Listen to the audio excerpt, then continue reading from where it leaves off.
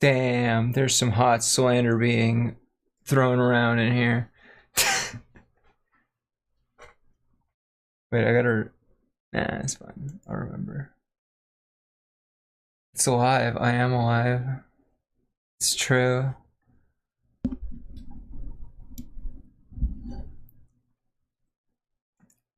Somehow I live.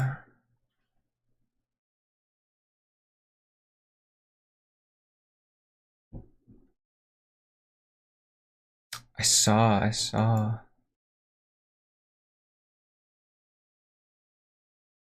The server better not be fucking down. If the server's fucking down, I swear to fucking God.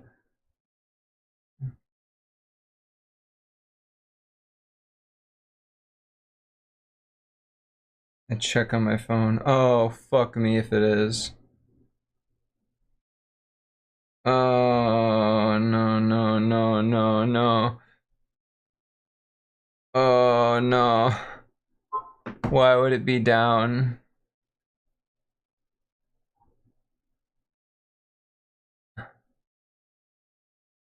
It's because there's not much of a gameplay loop right now. Why would it not be working? Let me check the browser.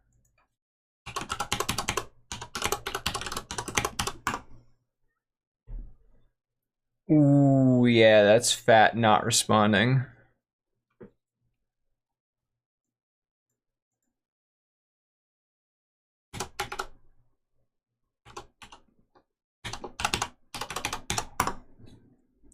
Okay. My website's working. But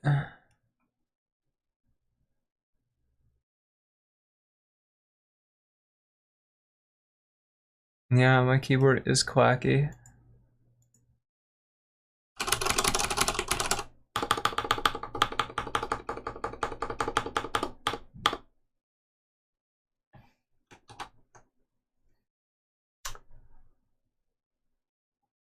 So the server's not working. That's nice. We love that. We love that. We adore that.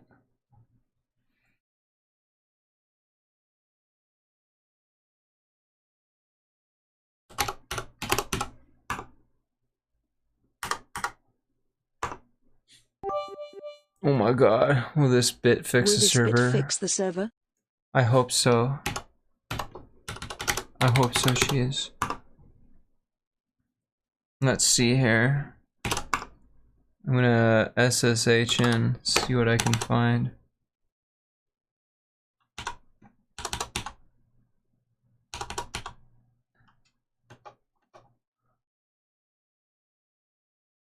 I don't know how many bits it's gonna take. Hi, Dr. Turtle.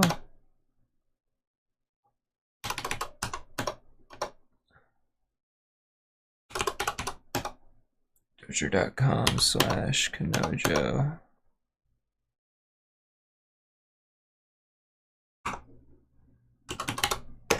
Alright, let's see here.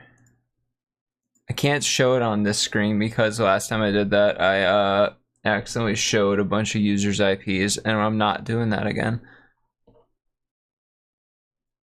Weird ration, tell me it's okay, yeah.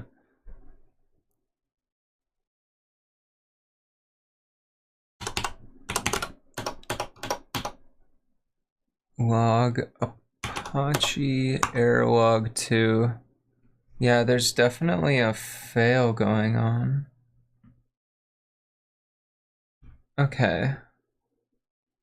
Timeout connection. What's happening here?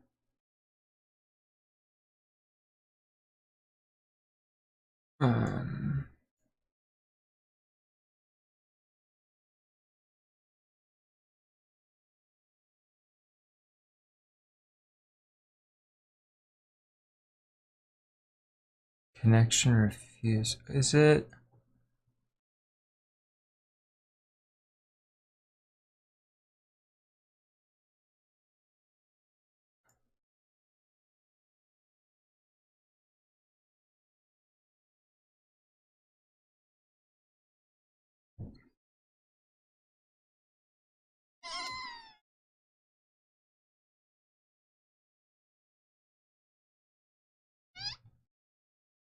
It just says failed to execute Python script.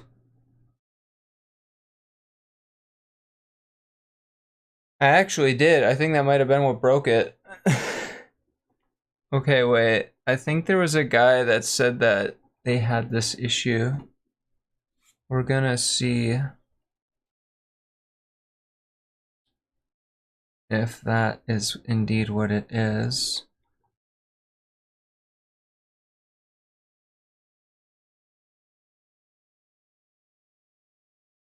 Okay, so in the requirements dot text, I think I did this greater than or equal to. What I think I need to be doing is this for everything.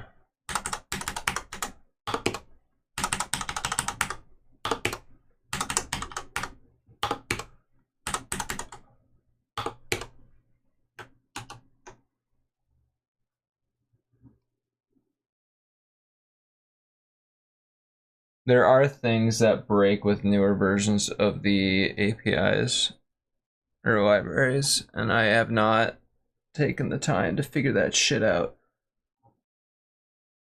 I'm not sure when I should be trying to update libraries, but I don't know. So I'm gonna make a fat guess. Oh. Alright, how do I install a requirements file?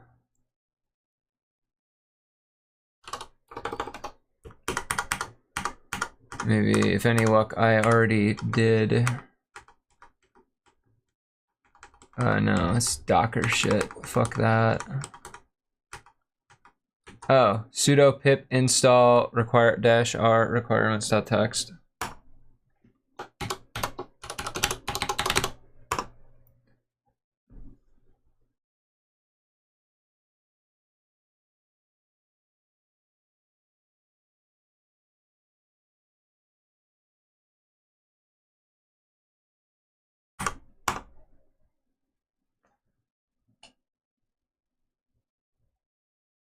Moved the other day when you installed Node-RED. Took me like 2 hours to figure it out. Wait, I changed it on there. I didn't change it on here. Okay, wait,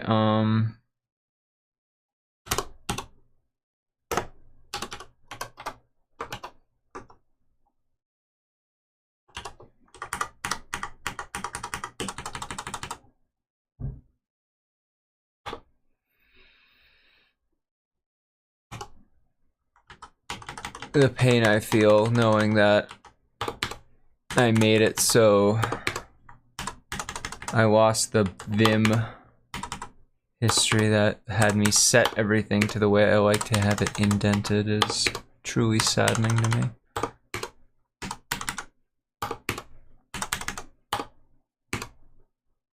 Alright, everything looks good. Right.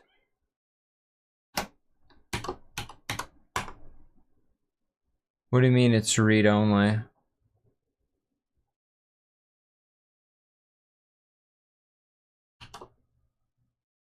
Right quit exclamation mark.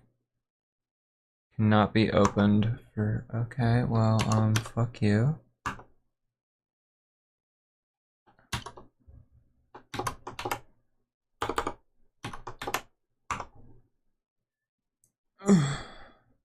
You like to have all your code be in one single line. It's fun. I hate you.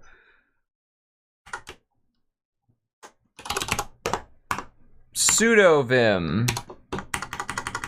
Nope. I don't know if you guys can hear my Windows yelling at me every time I fuck it up.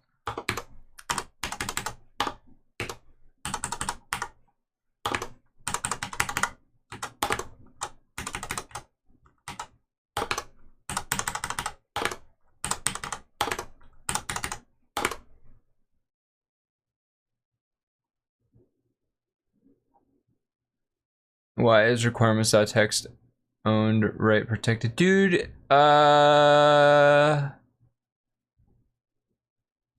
Because I have it's owned by the www data user, and my user's supposed to be in the www data group, and it does have I made sure to group edit permissions, so I don't fucking know why. You think I understand the fucking Unix file system? I don't. It's a fucking enigma. Alright, it's downgrading all this shit.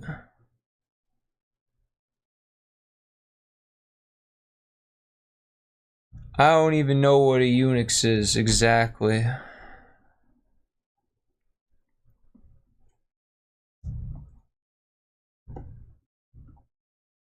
And then it yells at me for running pip as a root user. Fuck you.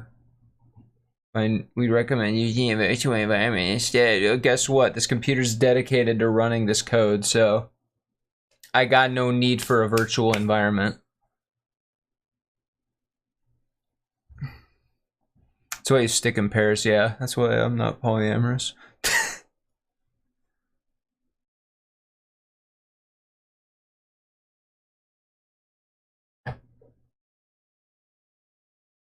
And there's nothing wrong with being polyamorous as long as everyone's consenting and knows what's going on.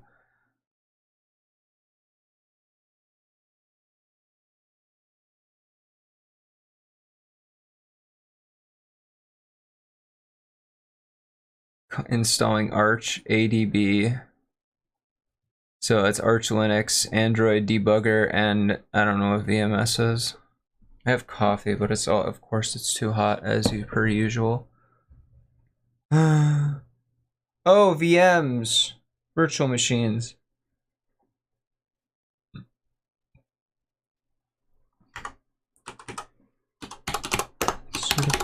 Systemctl. I think reload Apache to there. I'll try it on my phone now.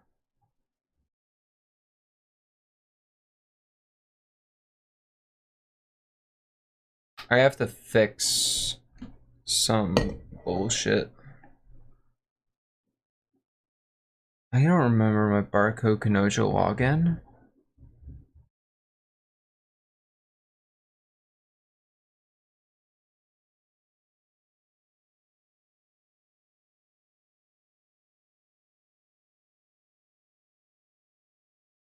Oh, fuck me.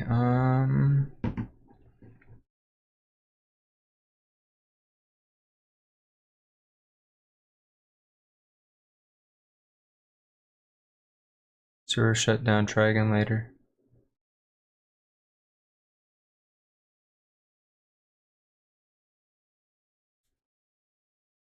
Wait, close the app, don't let it do anything.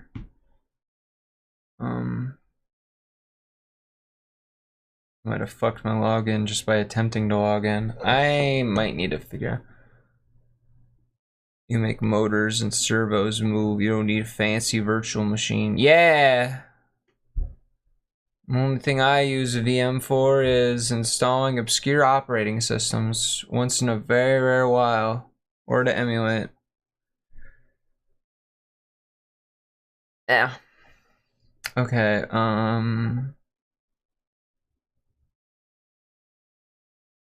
fuck me if I know how to do anything right now. Can't win, fuck off. Calling Linux obscure? No. I don't put Linux in a VM. I install it when I need to use it.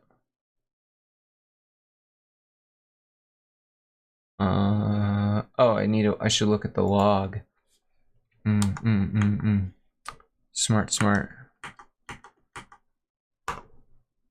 Now what?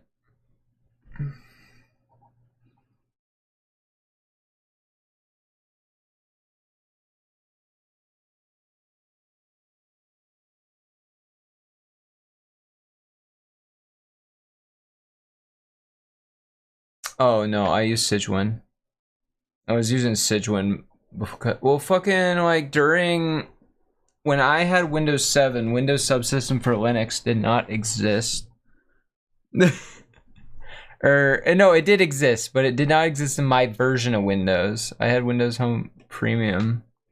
And then they got rid of it in 8. So when I switched to 8.1, I didn't have it.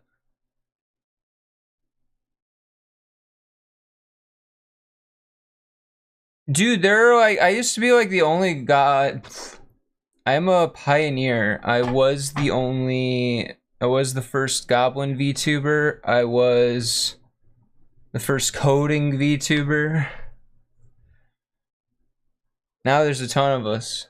It's beautiful. I love them all. Looks like I'm hunched over like a goblin.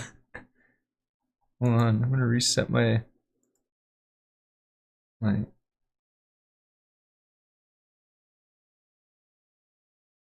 There, now I don't look. Oh wait, I actually just am that hunched over. Fuck me. Oh shit, I didn't need it to call me out like that.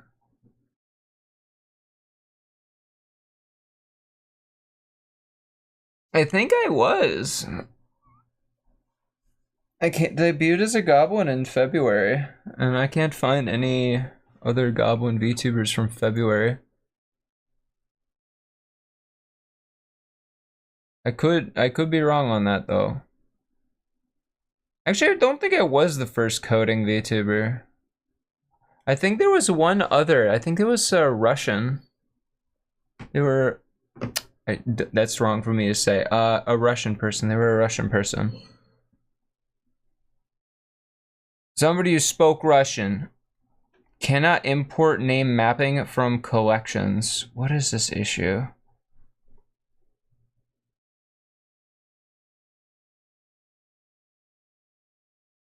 Russians aren't real.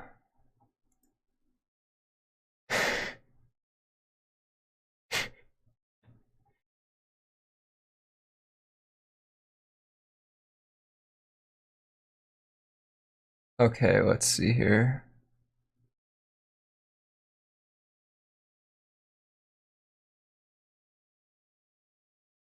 Let's install.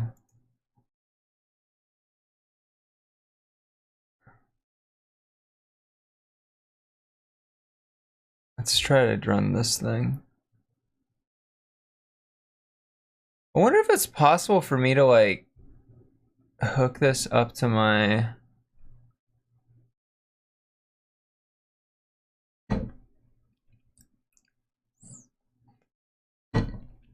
pillows. They're not 7.11.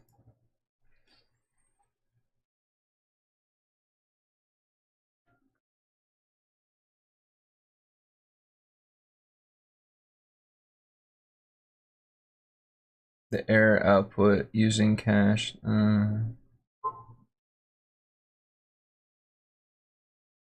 What the fuck happened here?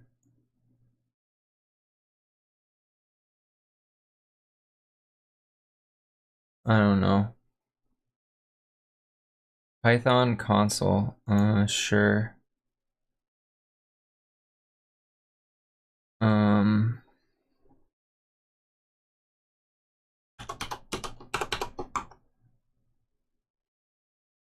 Okay. Do we run out of music? No. But Twitch soundtrack sure is shit in the bed. Peanut scream. What's baby? What?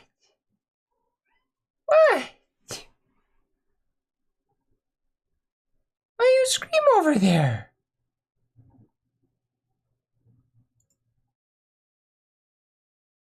Okay, wait.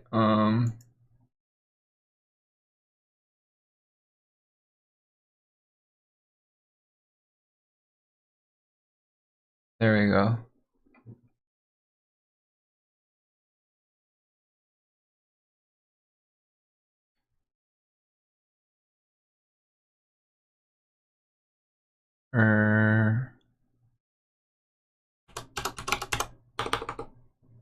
Python I can spell, I swear. Python, webjob.py. No module pymongo. What's all this then?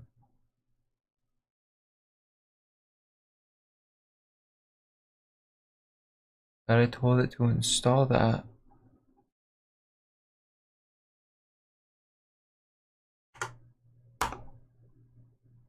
What the heck?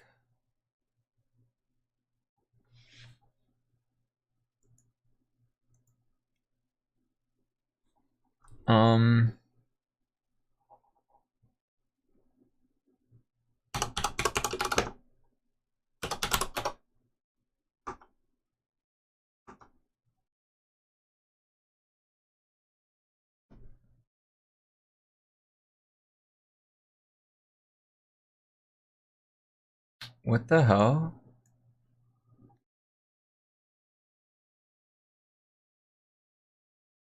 Okay. From collections. Okay, something. Cannot import name mapping from collection. Let me open that. Someone sending me?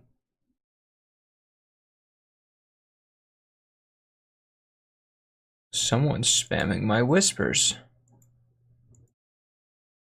Disgusting.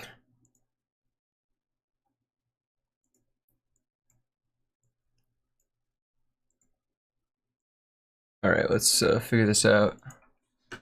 Stack Overflow. I summoned the... Wow, that...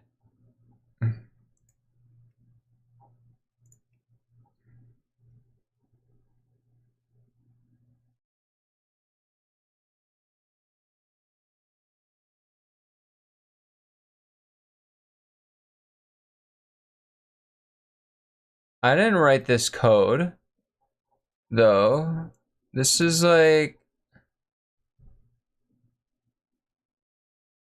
This is Jinja, or...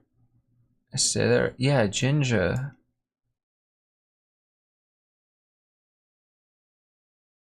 How do I love thee? Let me counteth the ways exactly.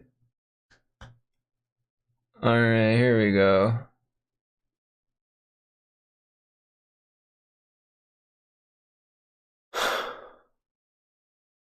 Could it be that the version of Jinja I'm using is fucking shit?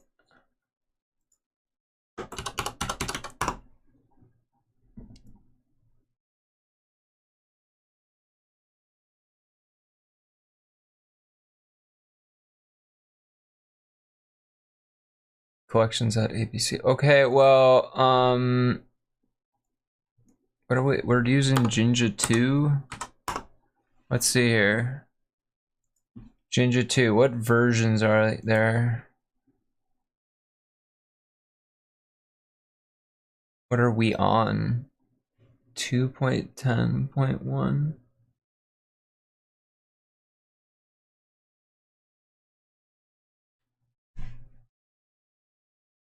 All right, there's a 2.10.3. Certainly go there.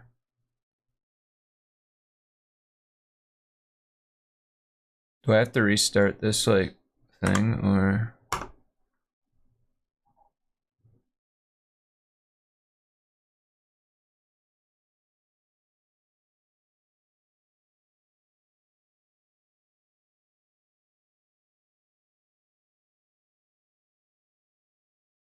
Okay.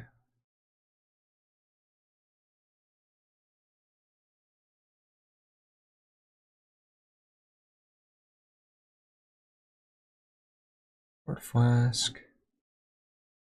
Jinja import escape. Self import test module ABC. Okay.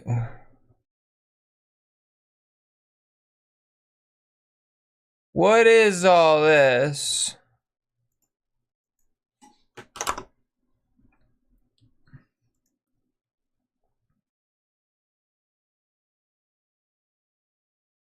All right, this is similar.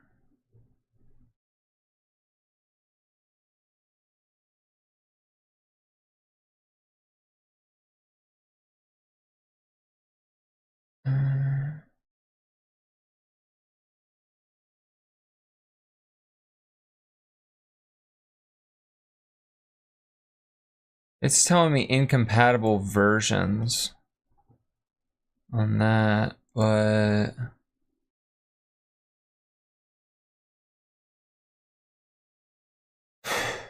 it was working. I gotta figure out all these import errors.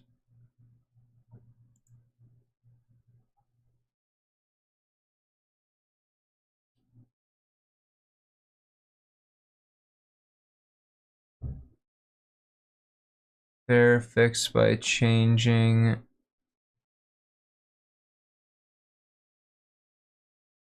Jinja to 3.0 and Wurzerk to 2.03. Okay.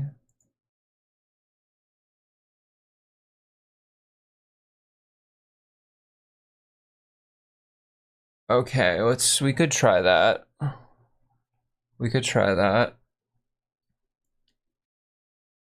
I don't going from 1.0.1 to 2.0.3 is a pretty big jump, but you know, I ain't got any better ideas.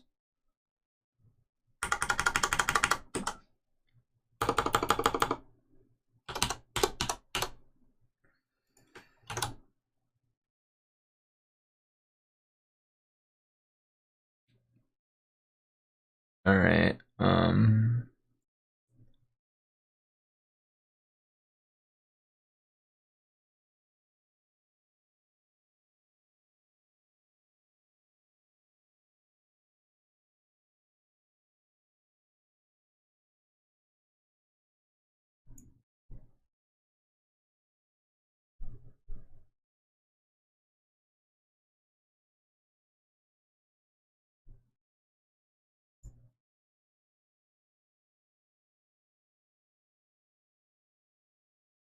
Is pillow gonna fail again? Yeah. Would I like a warm glass of boiled Sunny D? Why, yes, I would. I'll have to let it cool a little first, though. There's always something. I'm getting a different error every time, but it's always Jinja. What the hell?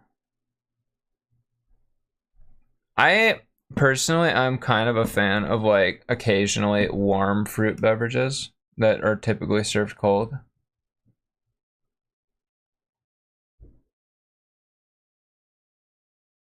Like, some places will serve like hot Coca-Cola. And honestly, I've tried it. It's good, you know. You have to be a fan of carbonation though. You have to like the feeling of carbonation like all over your inside of your mouth.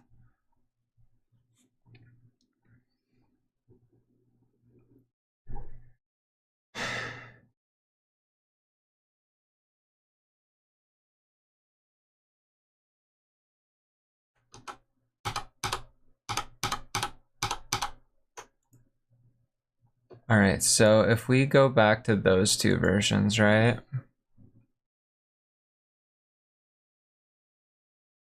Will we get the same error as before? Yeah, we go back to can't import ABC. Carbonation sounds kind of gay to me. Well, you know, I'm the gay queen, so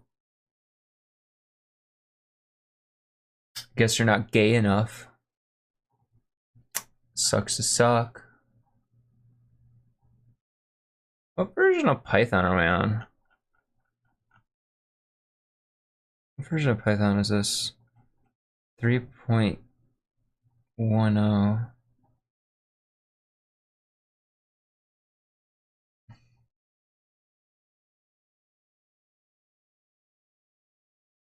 Stick to your Yoo-hoo, the straight drink. I've never heard of a Yoo-hoo.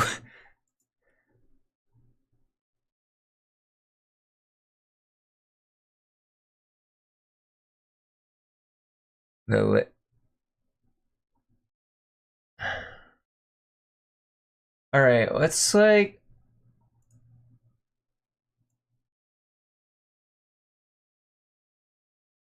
I've never heard of a Yoo-hoo. What's a Yoo-hoo? It's an American brand of chocolate flavored beverage developed by.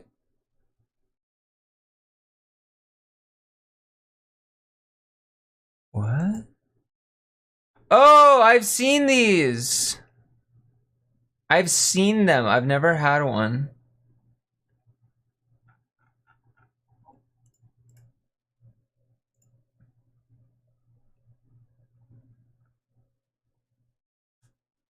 Better be better than chalky milk. All right, let's look at the changelog of Jinja 2, if we can find like an official site for it.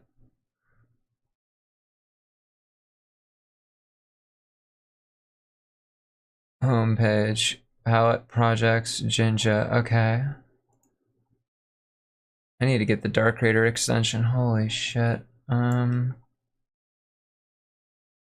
Imagine chocolate water but good. That sounds pretty bussin'.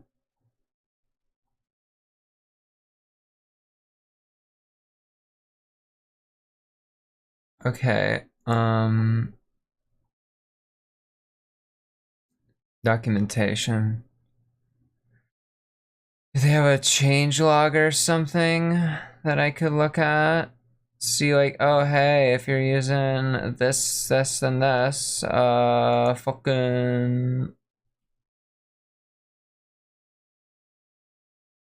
the Flask web development also maintained by Palace uses Jinja templates by default. Flask has a Jinja environment template loader for you. Oh, that's why we need it.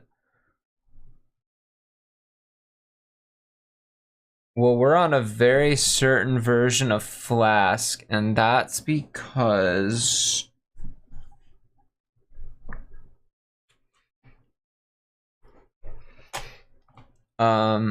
if I go above that version, I think I have to start migrating to a new framework. I thank you for lurking, cheese. I'll miss you.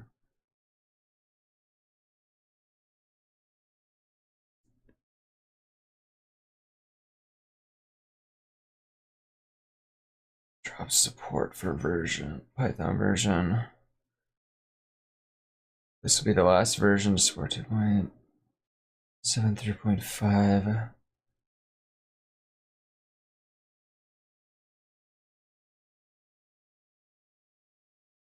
Damn, that was deep.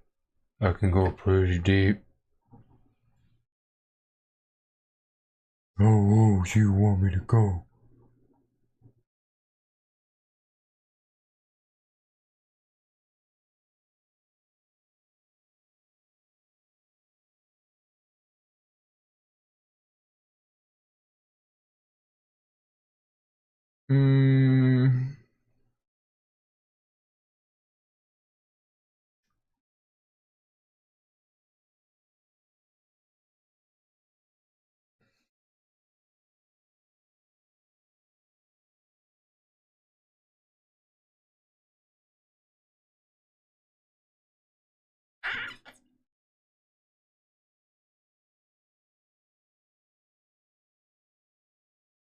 Markup safe has to be over a certain amount.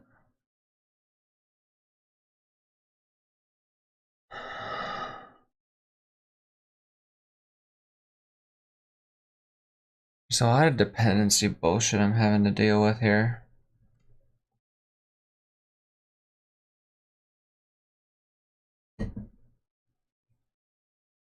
Did not run into these issues before.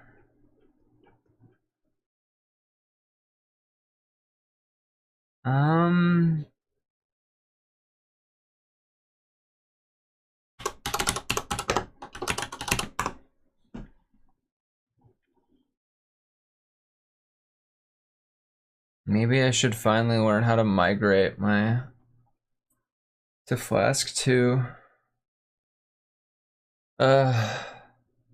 Dependencies are mean. I had somebody open a ticket or comment on a ticket. And they said they fixed it by setting all this shit to equals, but that's not working for me right now. So, you know, I'm fucked. Gotta figure out why. Okay, documentation. It's maintained by the same people, so.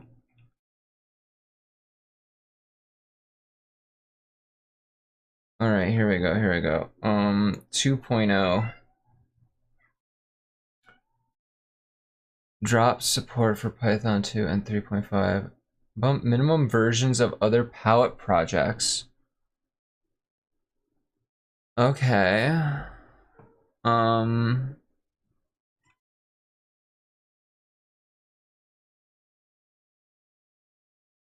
So for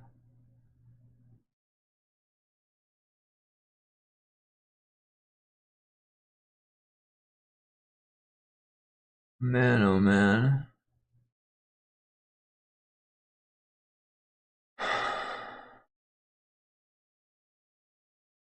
Okay.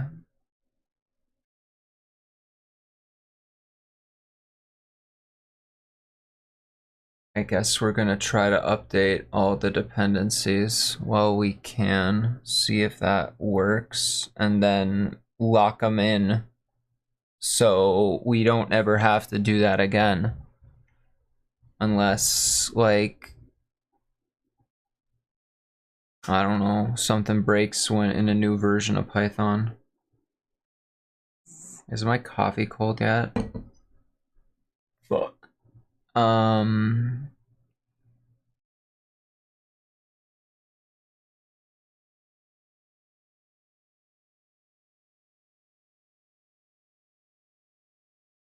Markup safe is already over 2. It's dangerous. Click.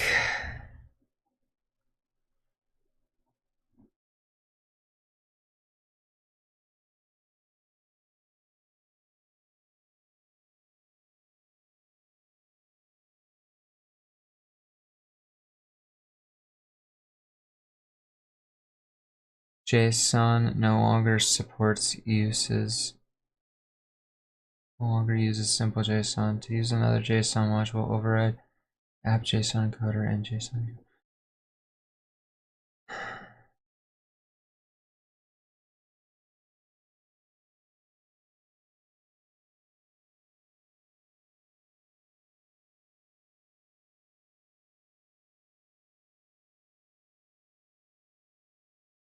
What the fuck is all this?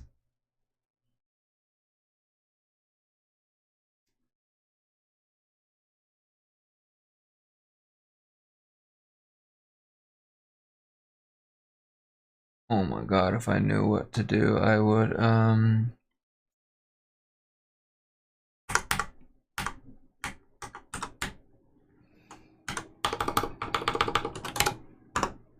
let's see. The cats, I mean, okay. These all line up.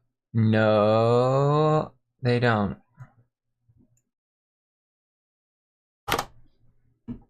Alright.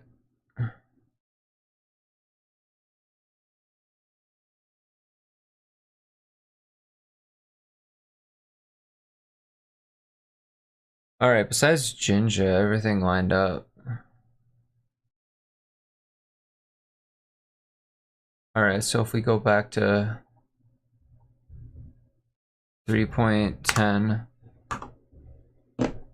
we go back to the mapping issue.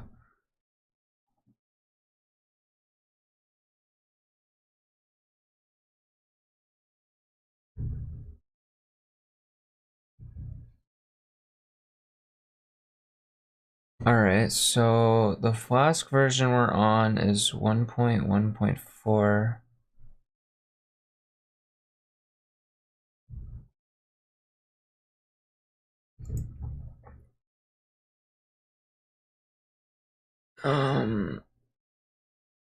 Set maximum versions of, okay.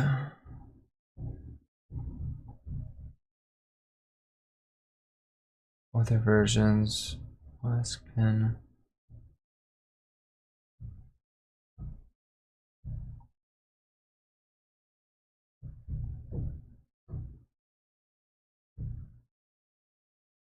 Dependencies using a tool to just pip compile, or as you suggest, poetry.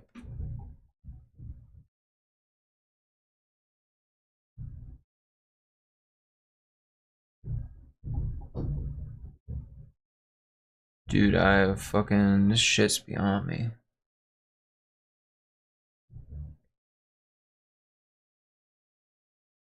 I don't know.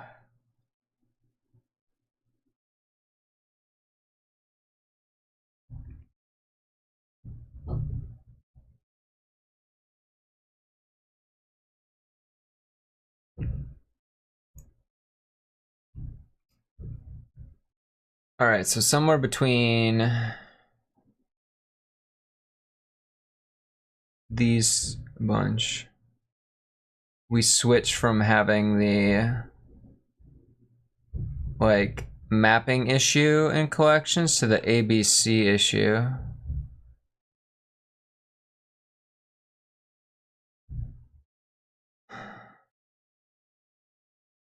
Question is when and why and where.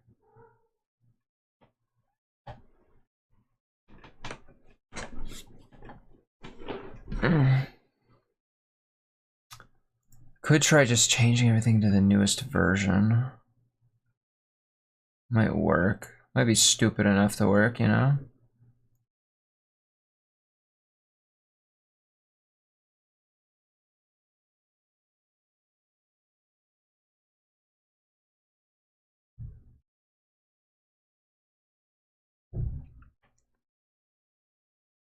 Okay.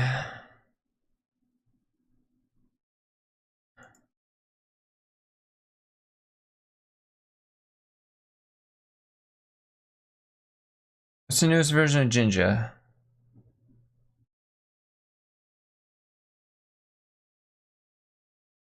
Okay. Let's just update everything to the latest version, see what fucking happens. What's the worst that can happen, you know? It doesn't work? It already doesn't work. Haha. At least we'll be dealing with modern shit.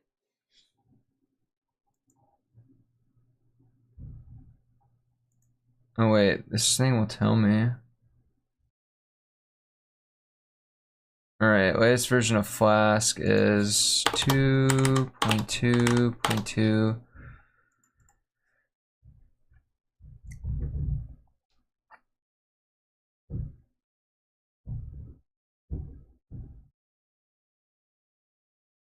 Fuck, it's 3.9.1 post shit.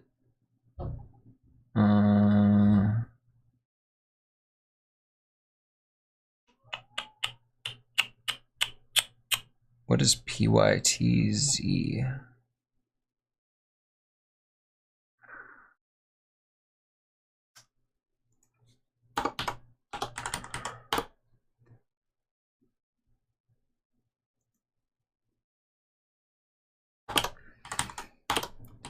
Two point two point two requests.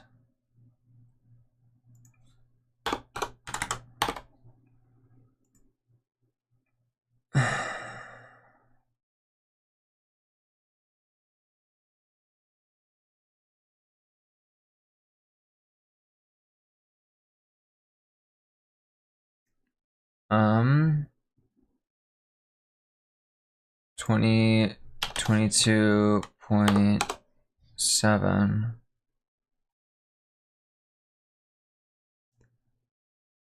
Hi, Mongo.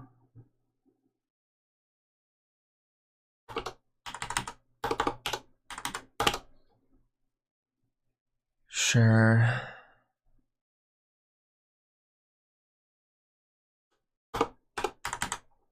9.4.0. Markup save 2.1.1.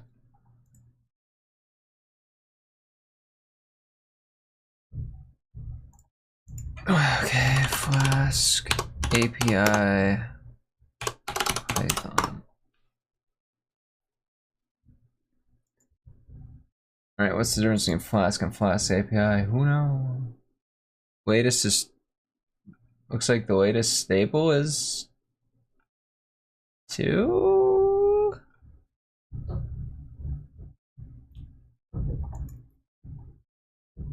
AP scheduler. What's with these post things?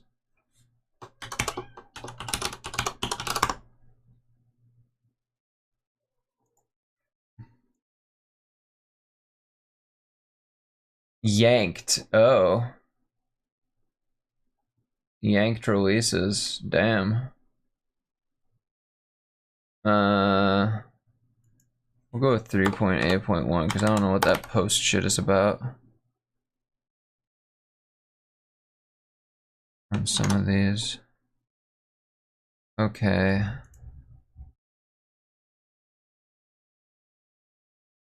Install me that good.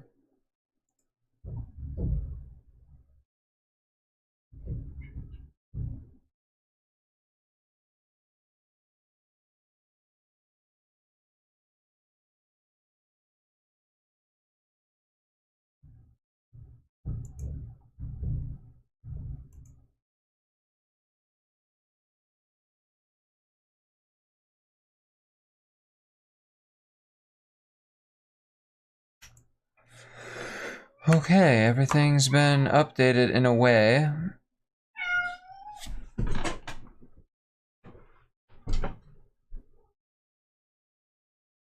Yeah, are you tricking me?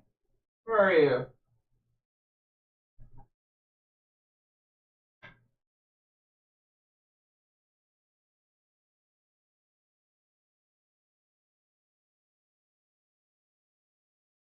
Fucking first time ever, Peanut has perfectly mimicked his distress meow.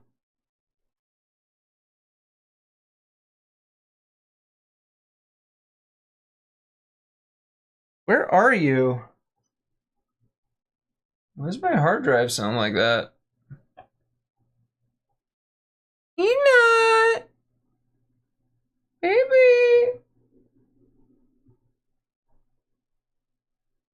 No.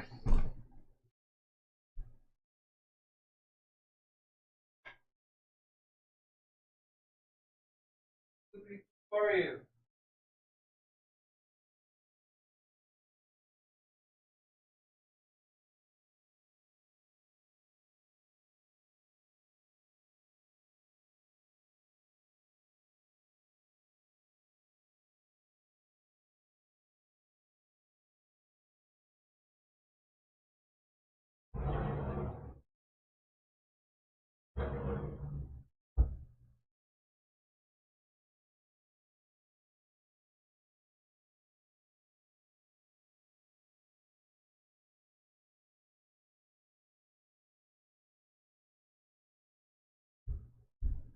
When your cat's yelling like there's something wrong, but I can't fucking find it.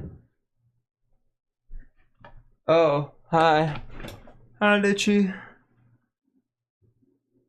Peanut's being a ghost in the house again. Screaming at me, but then disappearing.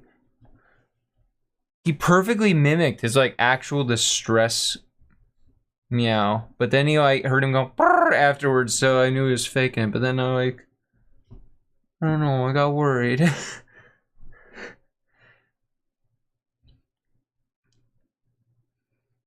The server's not working. We're trying to figure out why. All we know is that it's a dependency issue.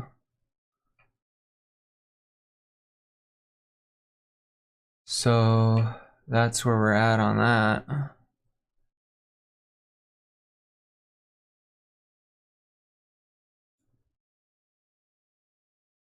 All we know is that he fucking love you. He do. He's so sweet.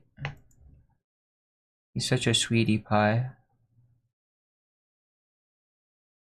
Oh, cannot import name escape from Jinja too. We actually had that exact issue.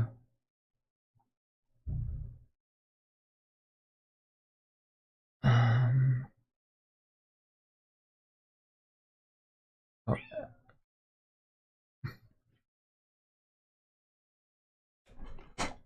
I think he's stuck.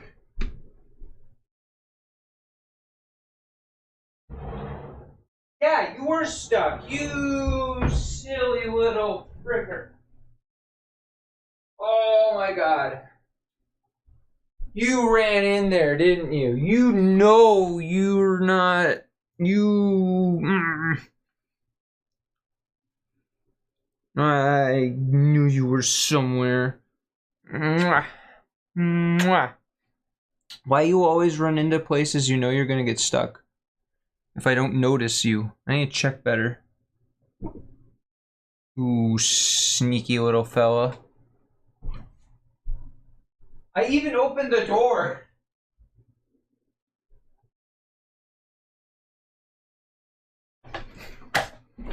Ugh.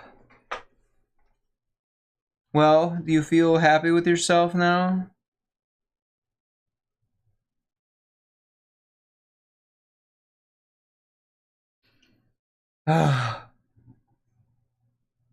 So he was in distress, right? Knew it.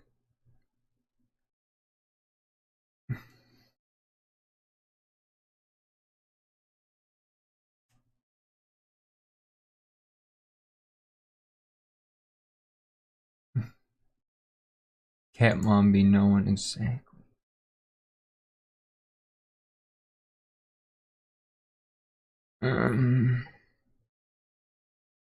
Alright, so what?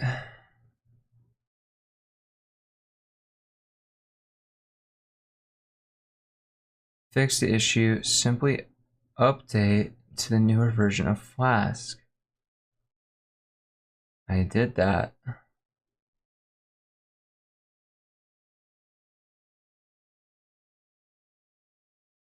Well, that is what we did, but now we have a different issue.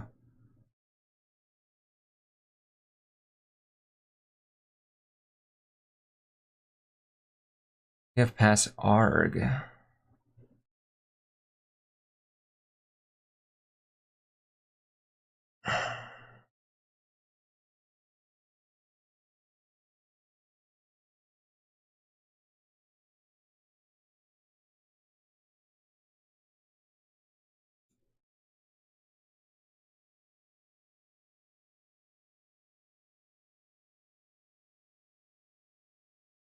Alright.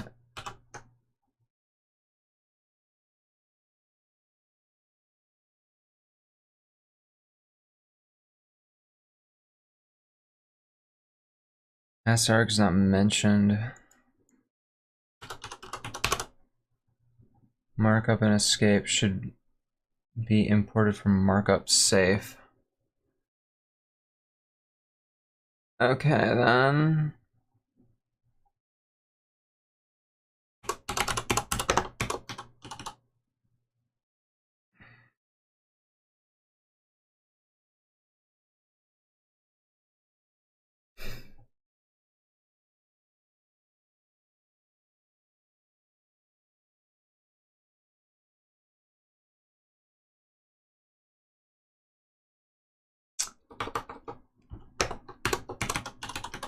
Python underscore pass arg.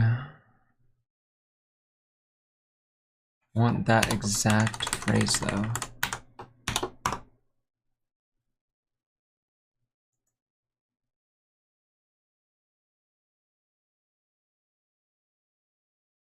Well, here it is.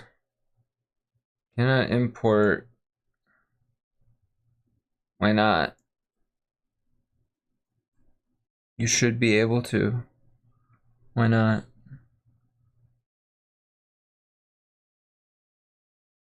Ah, my like tummy is getting cold.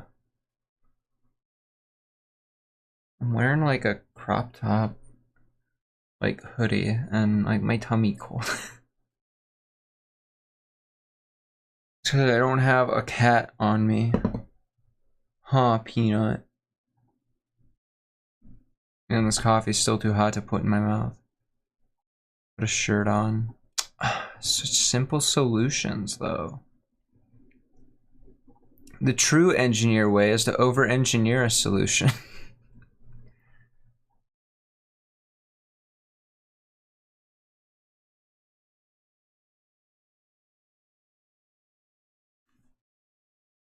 It's a very soft hoodie, though.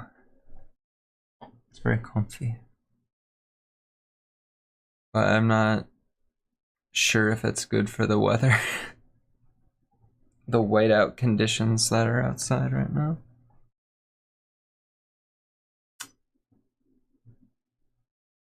I will get on a shirt, but first I need to figure out what the hell is going on with all this. Why?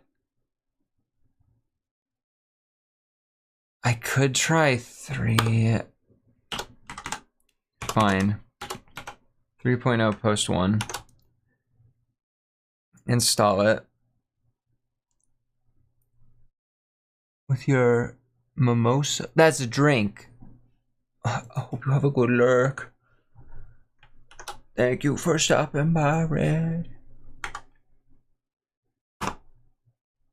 No, that didn't work. It is, in fact, an alcoholic beverage, and we love to see that.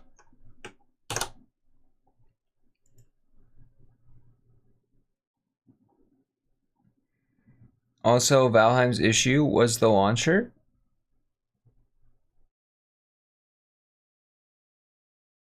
I guess you gotta close the launcher when you play the game.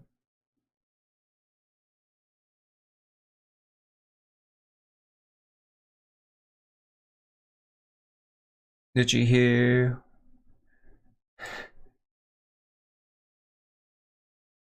But now you can assume your final form, Viking. Oh, ascending.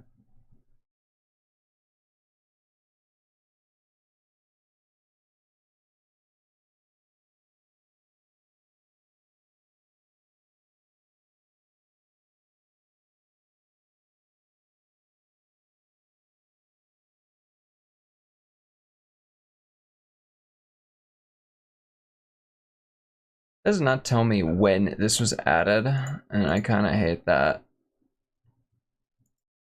When were you added to the fucking code, you whore?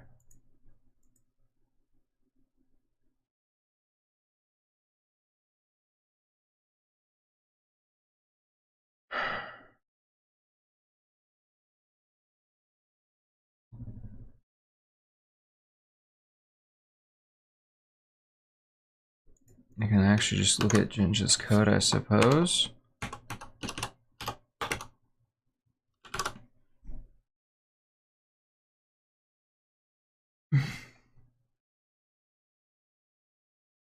All right, there it is. Class, pass arg.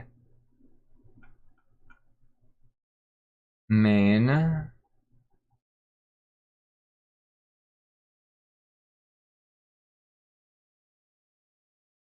.x.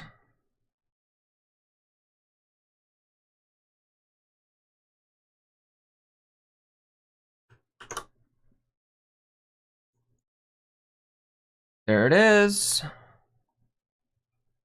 So why won't it fucking find it?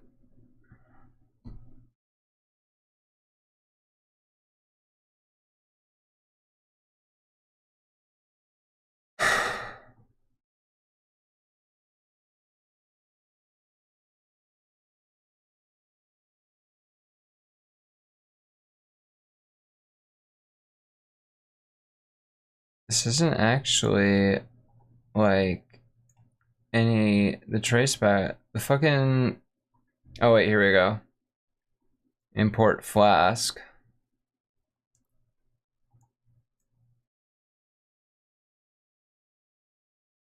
Flask initialize. Flask app.py. Actual. Jinja import file. Jinja 2 import file loader. Jinja 2's initializes. Jinja 2 environment. Jinja 2 compiler. Code generator. So then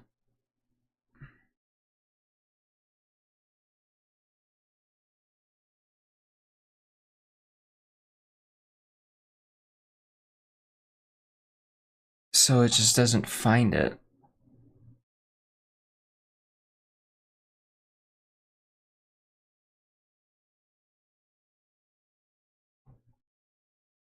Why?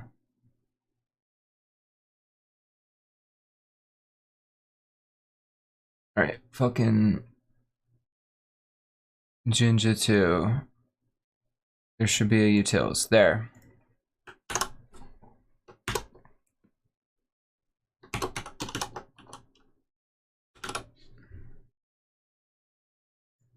Right there. There it is. Why cannot import? Why not? Is it because it has an underscore in the front?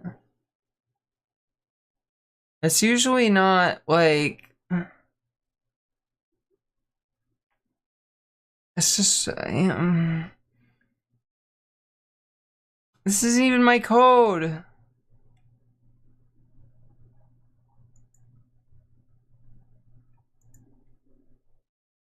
Why is code that's not even mine broken?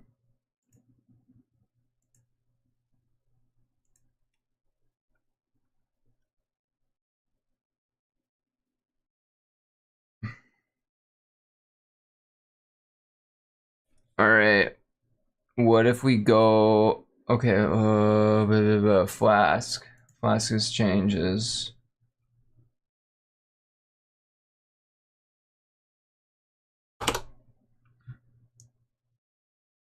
They can't find a 2.2.3. Okay.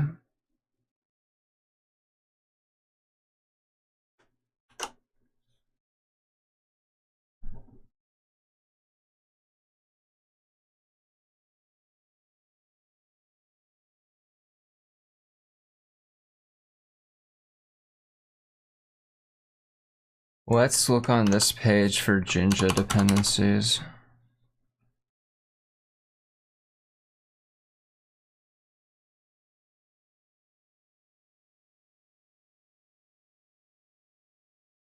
Okay, so Flask version 2 requires that Jinja 2 be 3 or greater. Simple. Let's just switch this out for Jinja 3 directly. See if the issue exists there.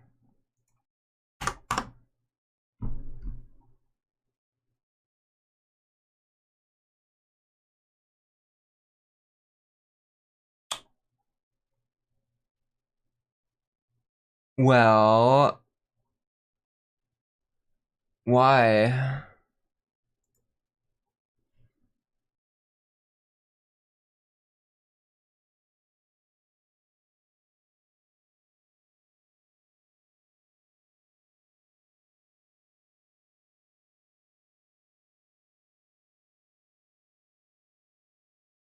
Right, from Flask, import Flask response, abort JSON, JSONify, redirect, render template, request, send file.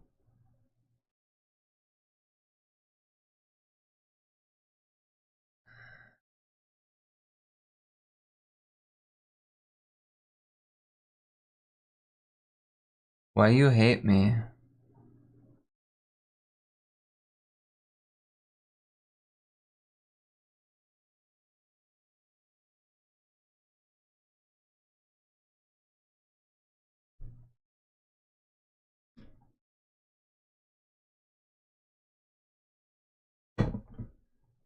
Well, my copy from the hard drive backup finally finished, so way.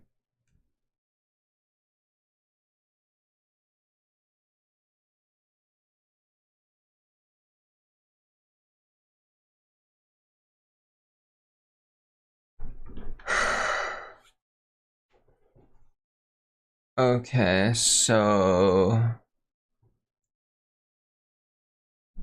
Flask 2.0 was the first one to 1.1. 0.4 was the last one. Alright, let's just change flasks, see what happens. What do you mean this view is read only? We get a completely different error.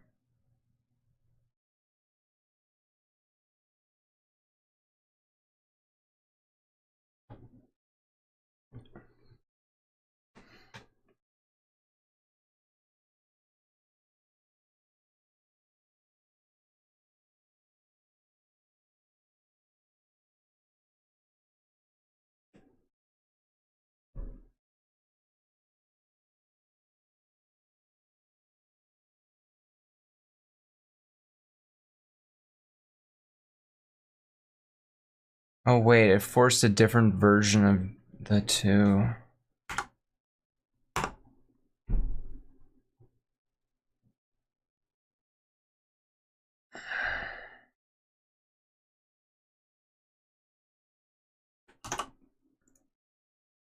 Please tell me this. No, no, it's not. Fuck off. What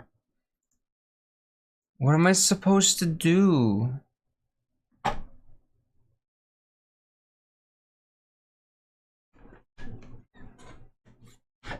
It's just deciding it, like, it doesn't wanna work. I don't...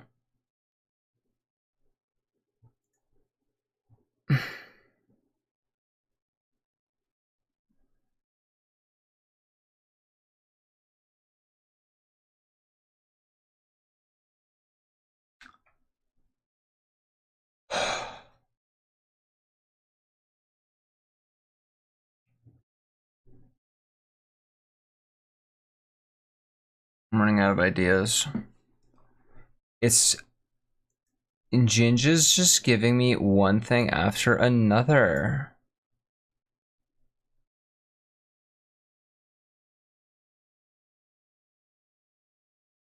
I...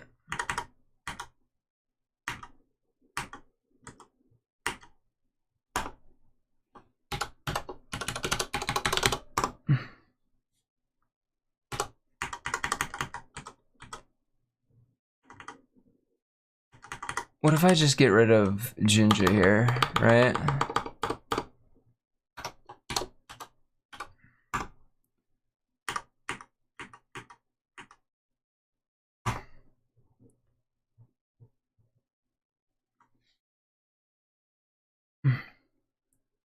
Requirement already satisfied, requirement satisfied.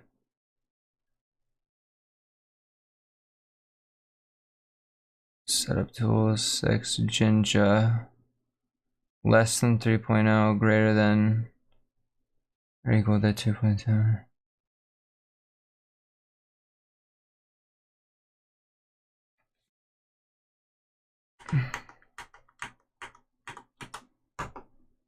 Alright, reload Apache 2.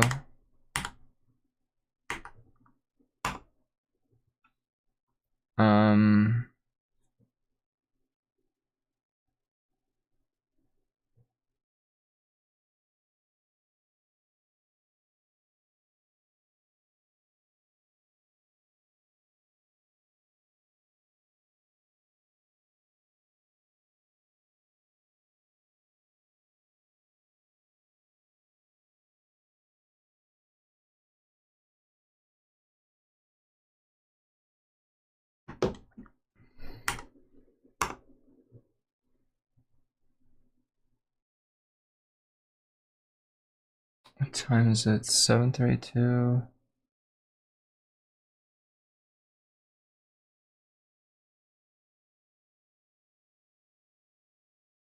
Cannot import mapping from collections. We're not getting the same error anymore.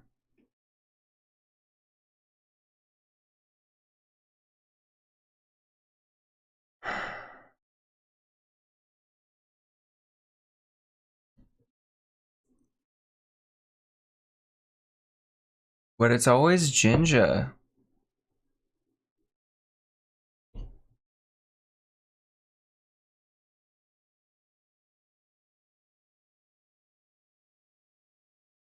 I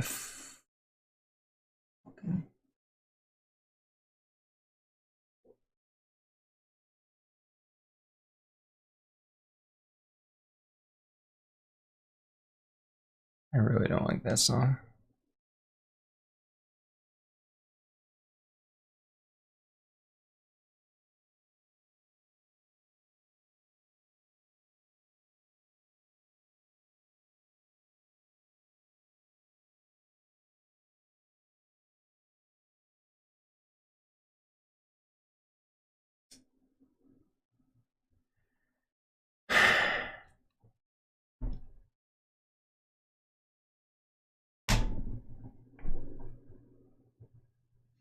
I don't...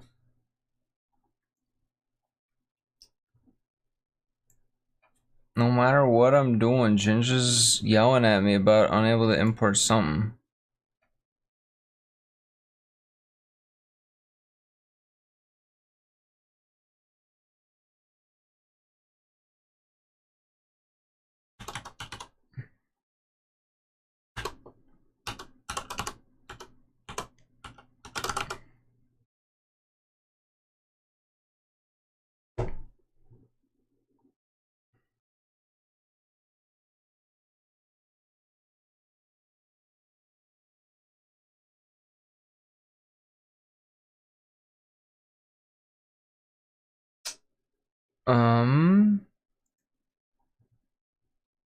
The function for the rename to unify the old names are deprecated. Pass environment. But if this is from version 3, why would it be getting called through this chain? As this is Ginj.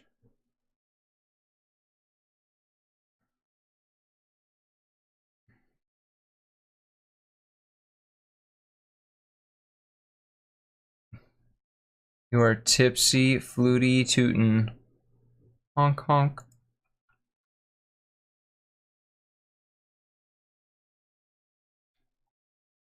Oh, it sounds like you're having a good time.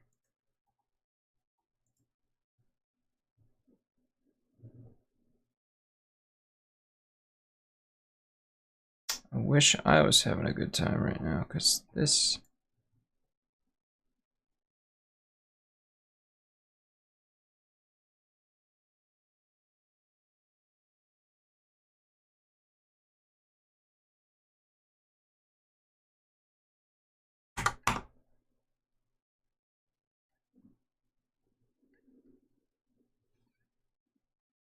Yeah.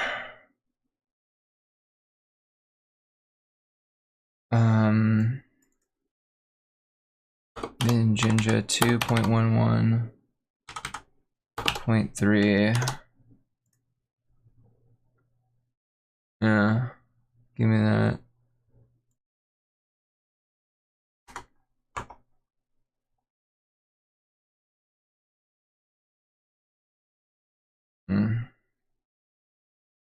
From compat import ABC.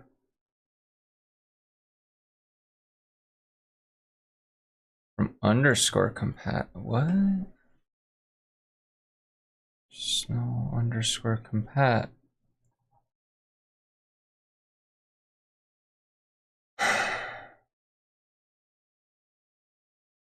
What tune? Oh?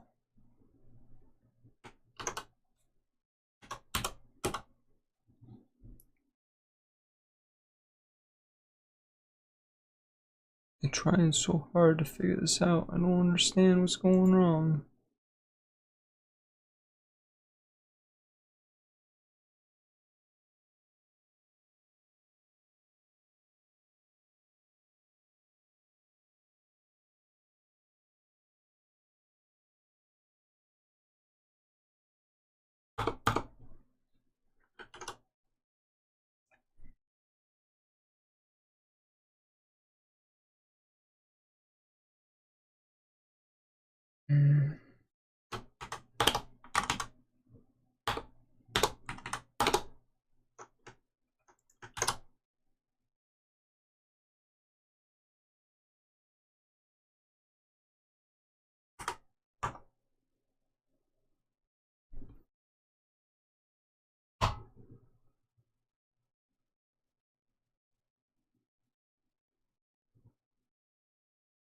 Doesn't seem to matter what version of Flask or Jinja I use. Jinja just doesn't know how to find its own shit.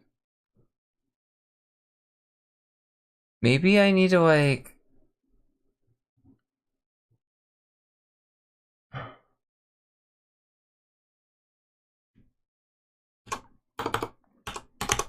Pip.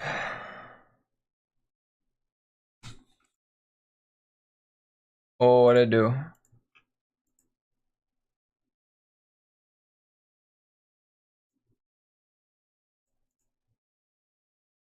There we go. Okay.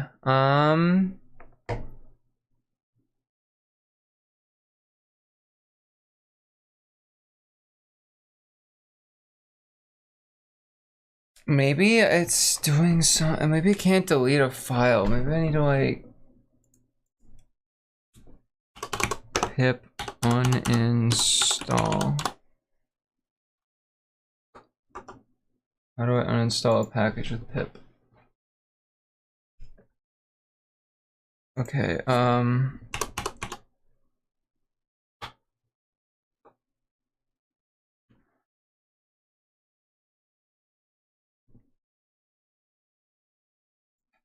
right. Pip or sudo.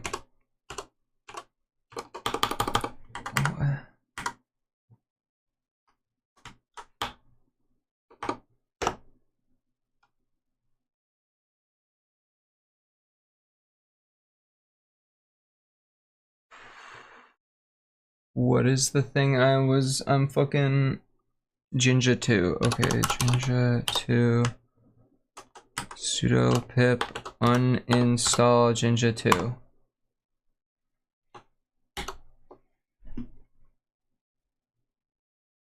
Yes. Alright. I uninstalled pip.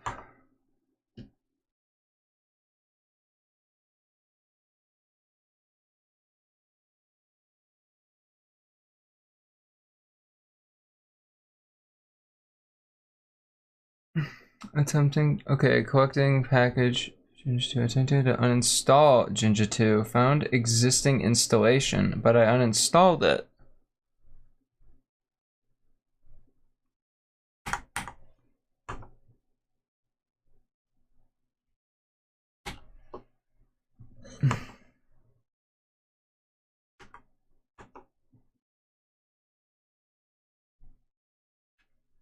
Found existing installation, not uninstalling Jinja 2 at outside environment.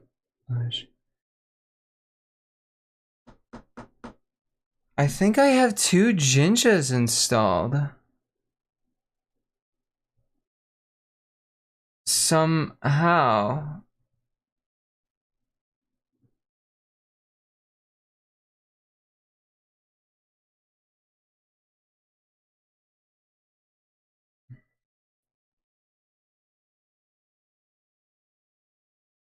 Okay, let me copy that.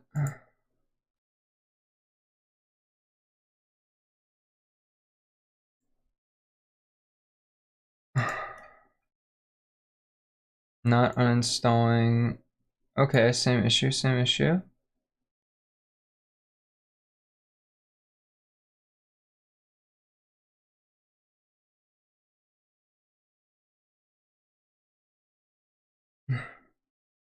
Oh, okay. Hold up here.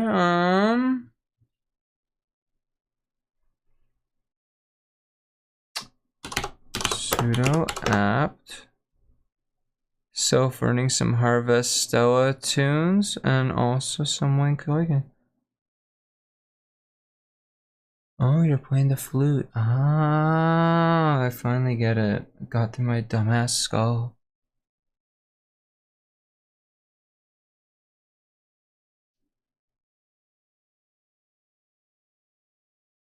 Apt remove Python dash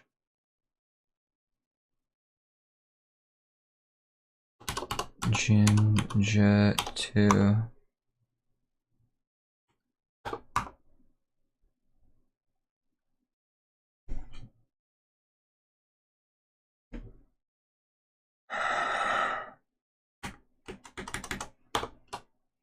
Might be lowercase.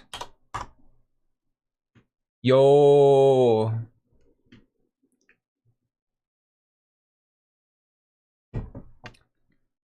Looks like shit happened. It says it's not.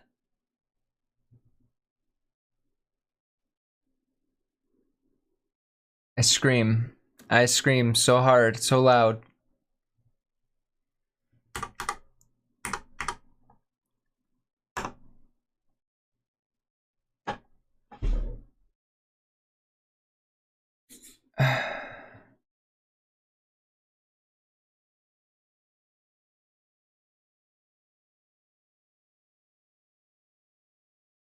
Okay,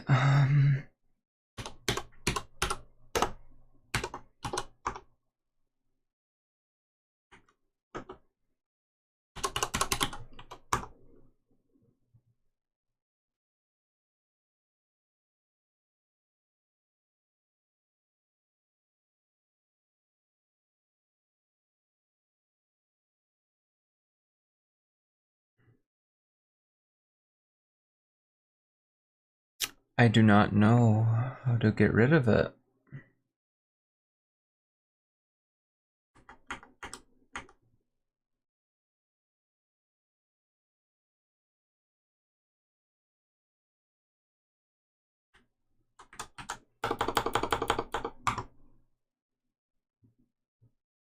Well, that would certainly get rid of it, but it might also kill the computer.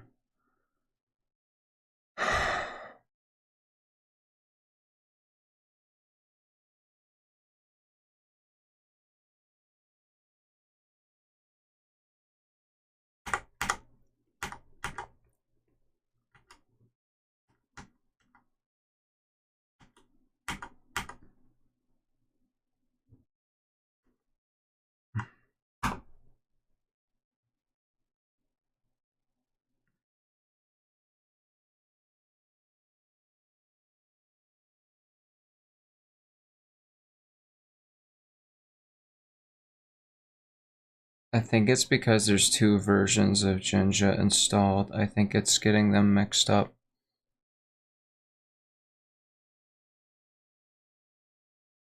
This is certainly something. Let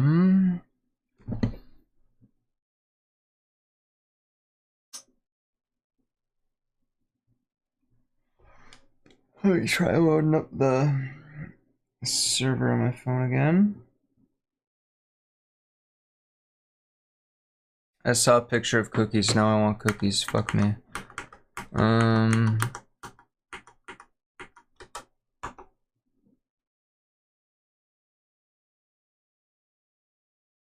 Excuse me, what? Marshall dump?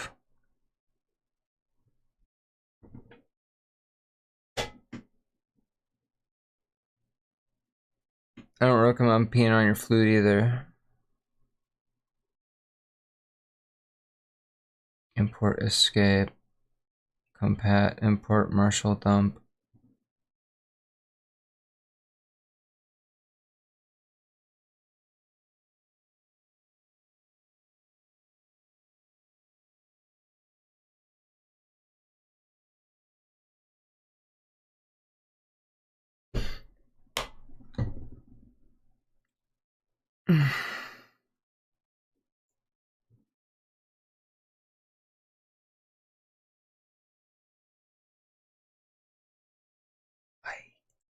You can't argue with that logic, Red. Pee on it.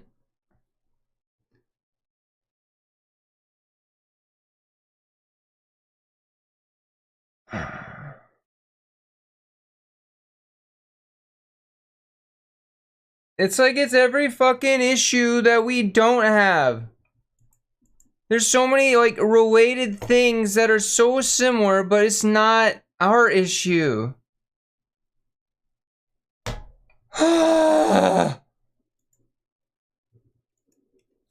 I'm screaming.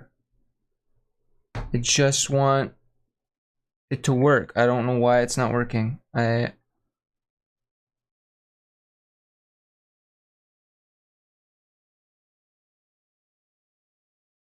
the guy on GitHub had a completely different issue than this. I don't know what's going on.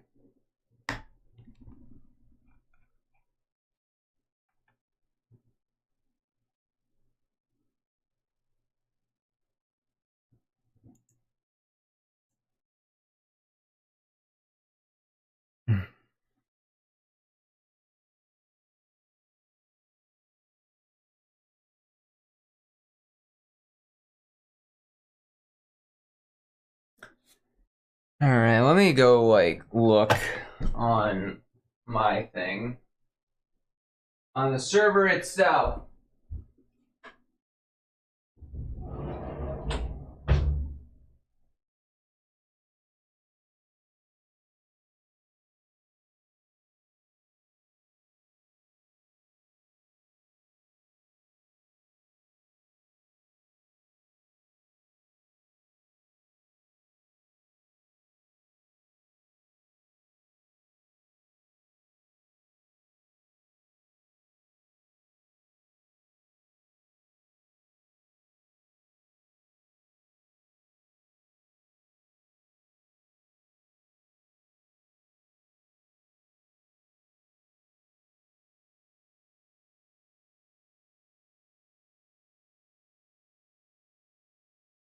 Ah!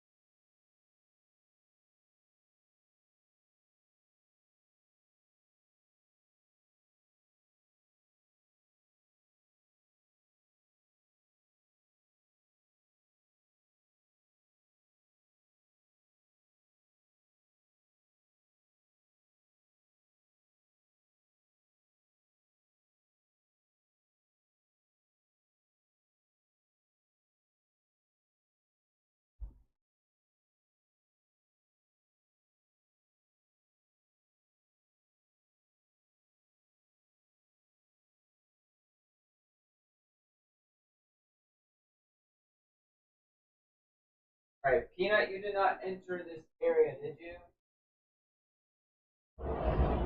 Doesn't look like it. Alright, alright, alright. Hi, do.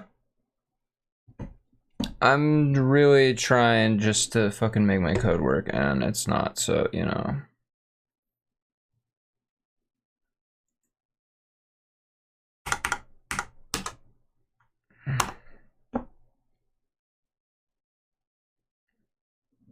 Requirement already satisfied. Well, I just uninstalled a bunch of shit, so that you're... What the fuck? Dude, I cry. I fucking hate. I hate. I despise. I cry. It's getting like a ping from the server. I don't know what's happening.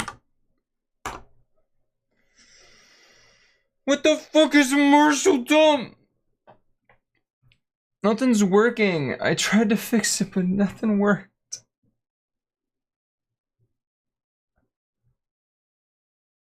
What the fuck is Marshall dump?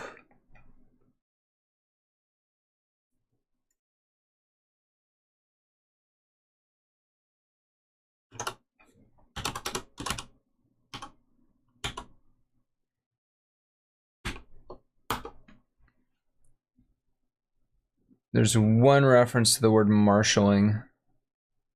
2.8. It's from 2015 though, that shouldn't...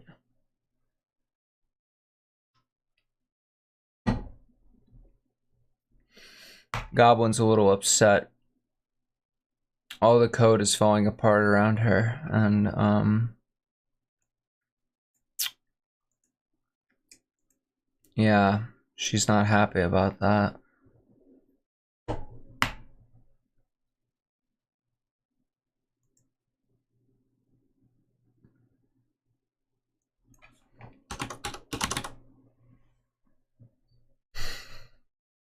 It was all working, and then I restarted my fucking server.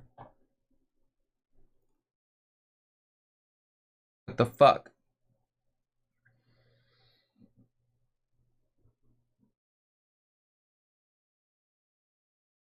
How are you doing, Doohoo? What news do you bring? I might put on a shirt underneath this hoodie. It might be. I think it might be getting a little cold.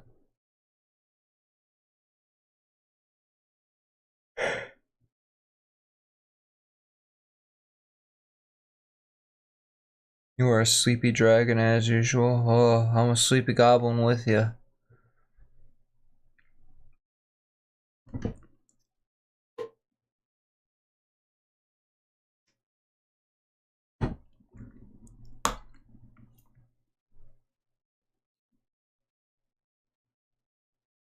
Building a Windows reinstall USB stick. Oh my.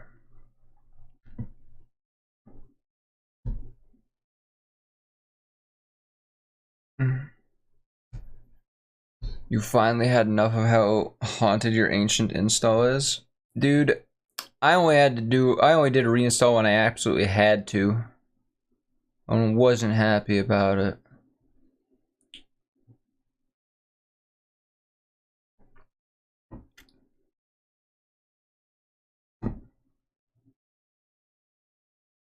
Why not? Why not summon Lichy? Why isn't...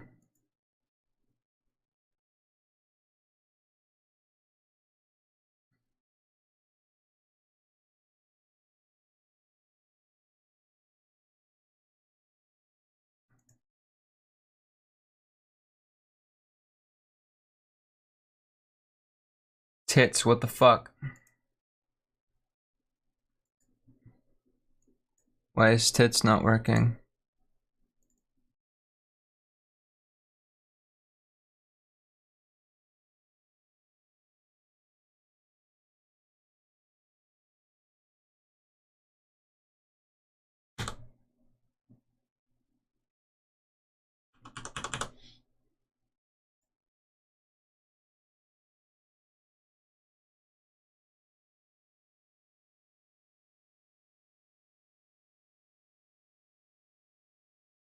Trigger has no items. What?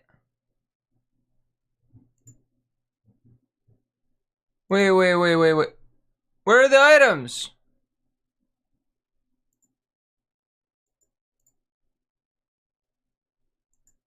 Yo, what the fuck happened to my tits?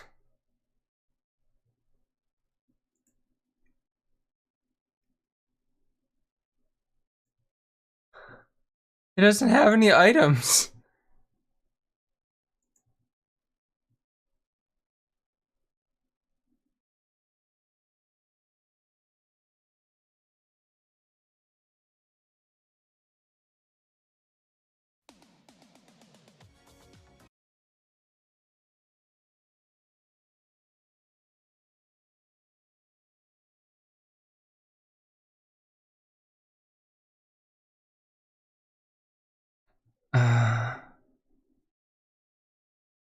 Yeah, where did all the items go?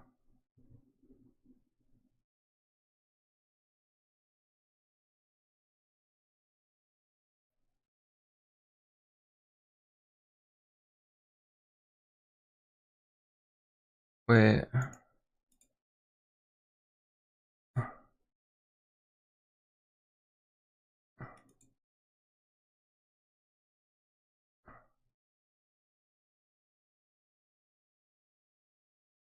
The whole thing must have broken my tits.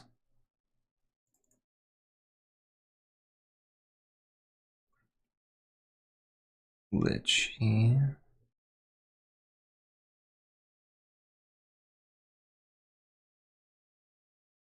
This. Yeah.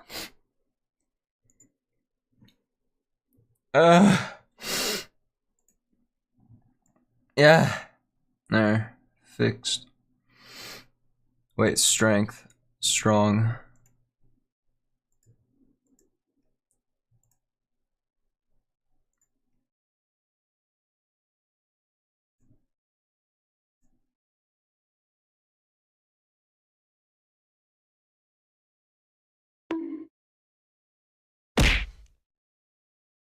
Okay.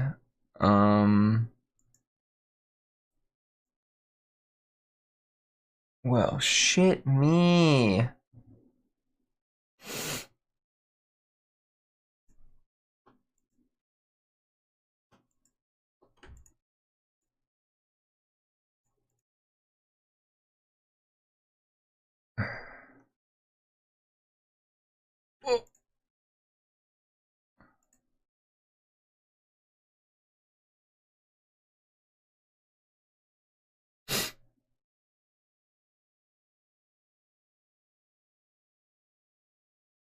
Okay.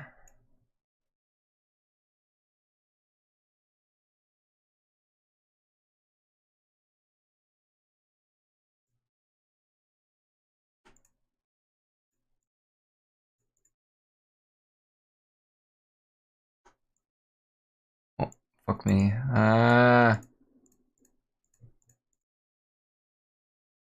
I'm sorry how scuffed this is.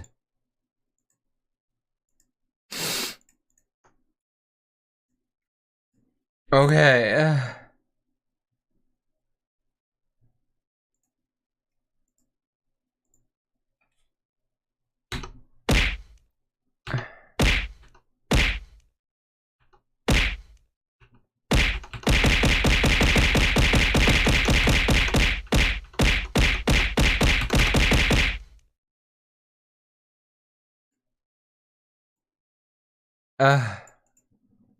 Alright, so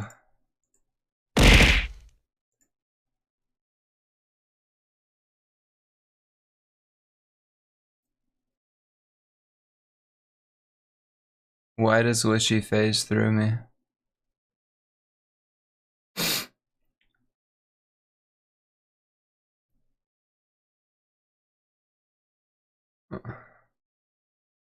Yeah.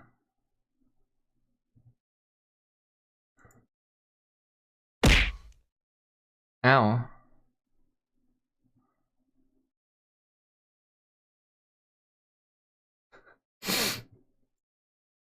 This is going great.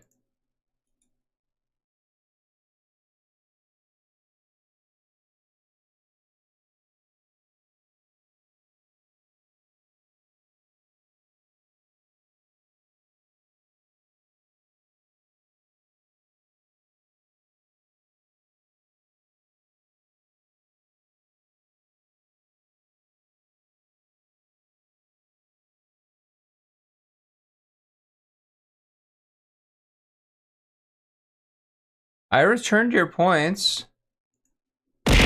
Ow. Wait.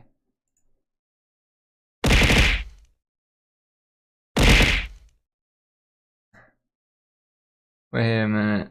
All my settings are messed up.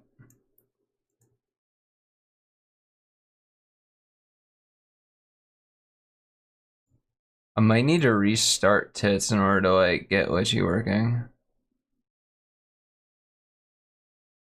Hold on.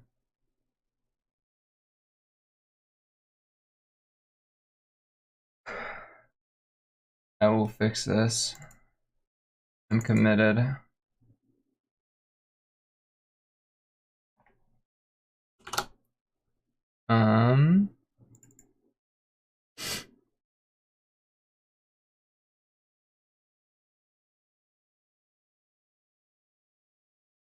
Here he is.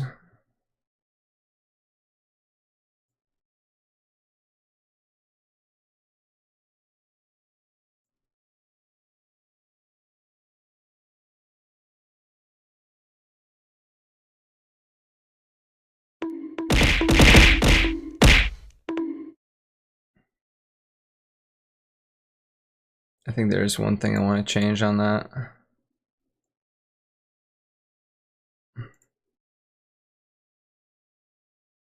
I don't think it's as funny if.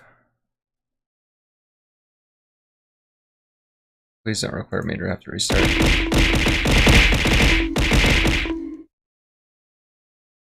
We fixed it.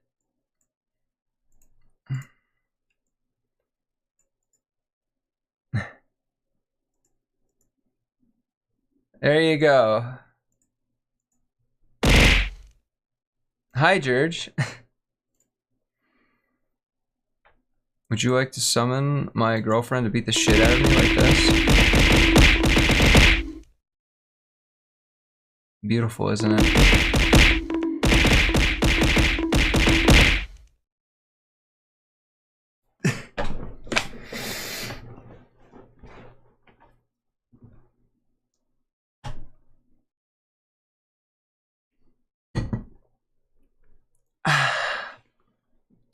It's beautiful. Ah!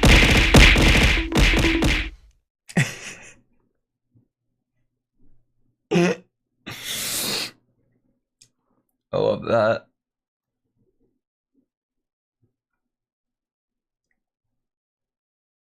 Day made.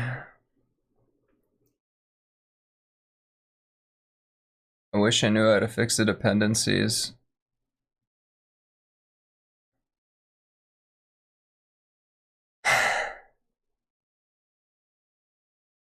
It's still like I uninstalled all that shit off of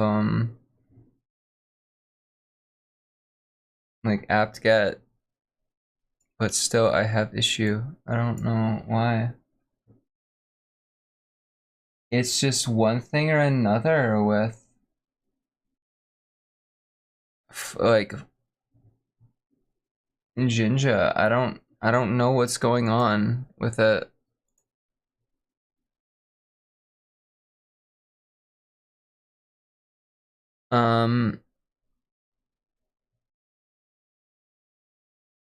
The latest version of Flask is 2.2.2, right?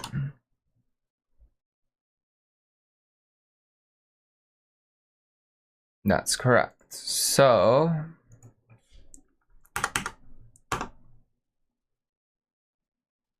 here it can't find pass environment.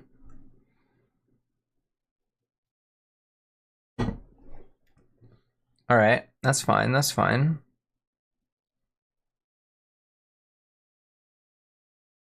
But oh yeah, server's right there.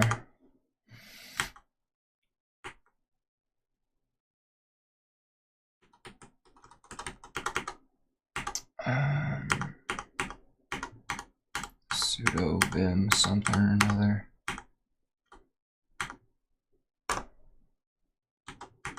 All right, if I change on vim, the stream is going good.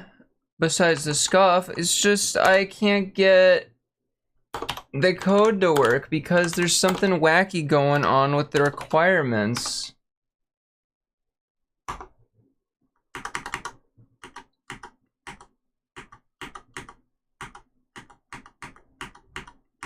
Where's the sudo system CTL reload Apache 2? Okay. Okay, try launching it on my phone.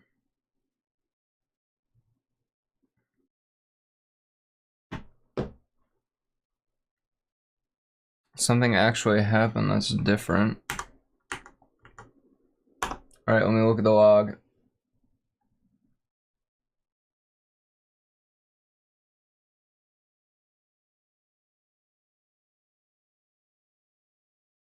Guess what? The error didn't fucking change. Wait, that might be the older. Me. Oh, actually something different happened. Let me. What is that? What do you got? JPEG. It's just me.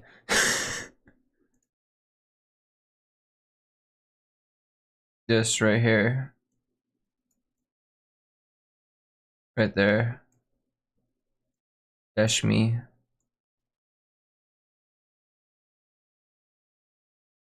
That me right there. And that Goujitchi just looking at me.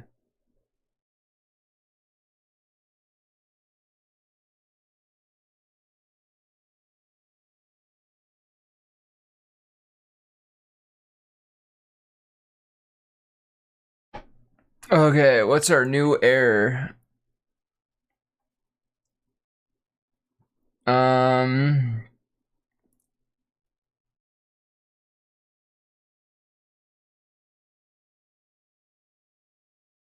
All right. Self.db and self.db sequence. Find one collections KANOJO is 1. Find one result in cursor limit. Connection refused.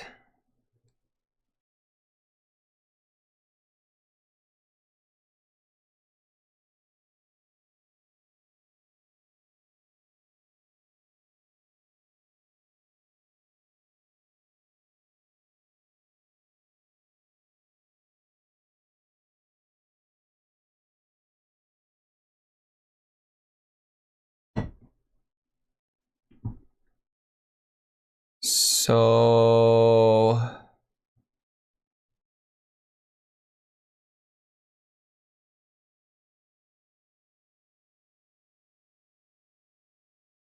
it didn't.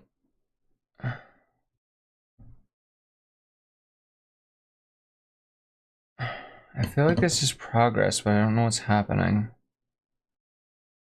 Server selection timeout.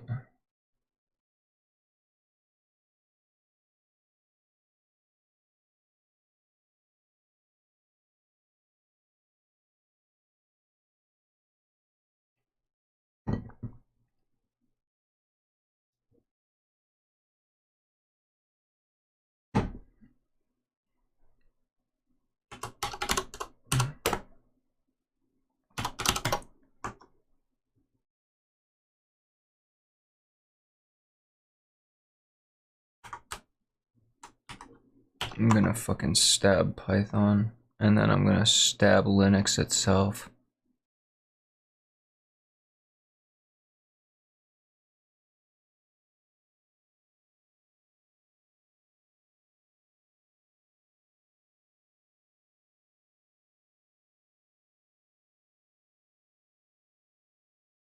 Web job line 56. Okay. Let's just look there. It might not line up with the server exactly. Oh.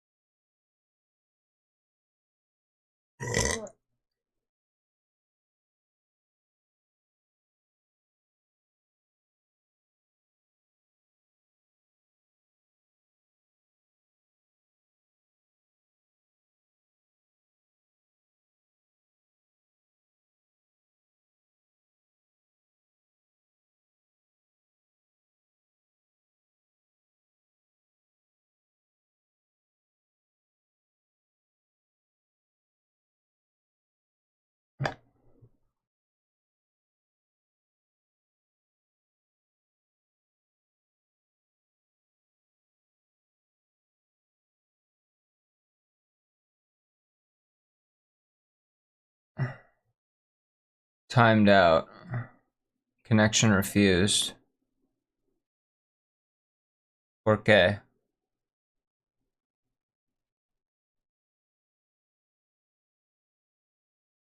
¿Por qué?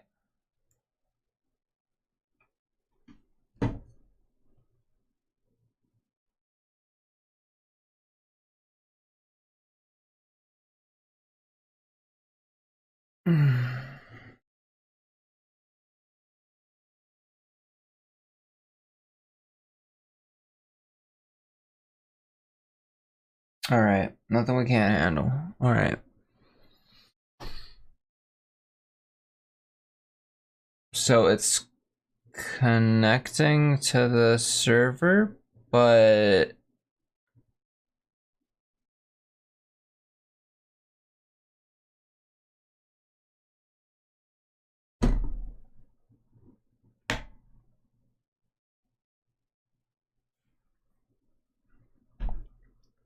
okay, it's getting to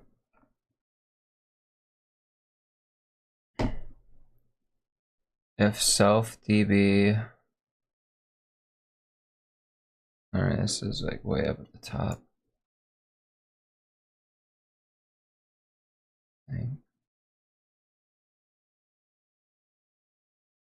This line's 78.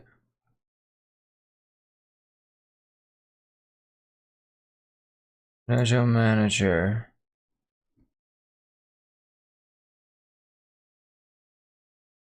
Line 78.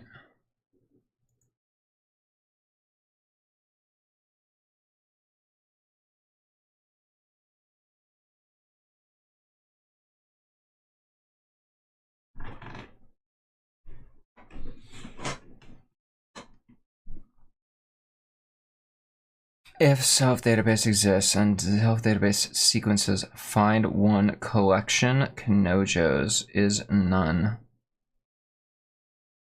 Insert the collection starting at ID 0.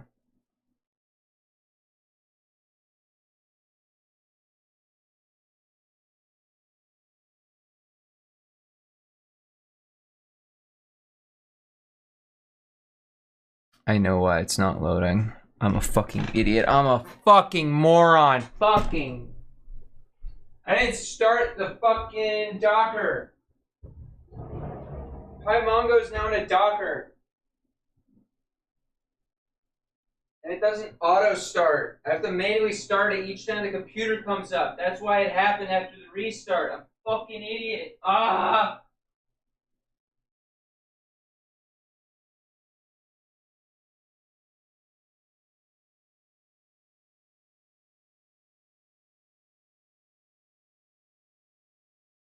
Oh. Docker. Fucking start that shit up. There we go.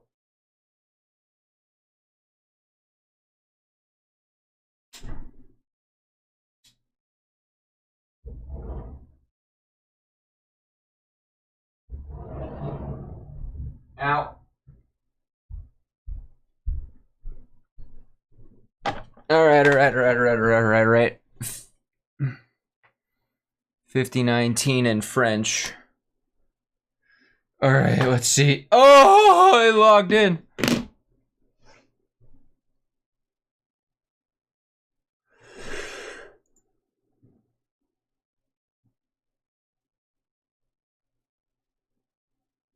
Alright.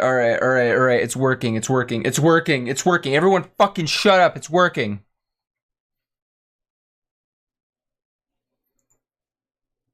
Now, what the fuck did I make the password on this thing? The debug account. It was like, Dragon. Big. Lamia. Hey.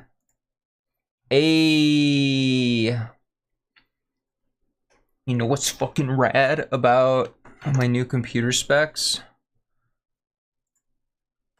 My CPU don't give a shit about running a whole fucking emulator for Android. It's got more than enough cores to do it.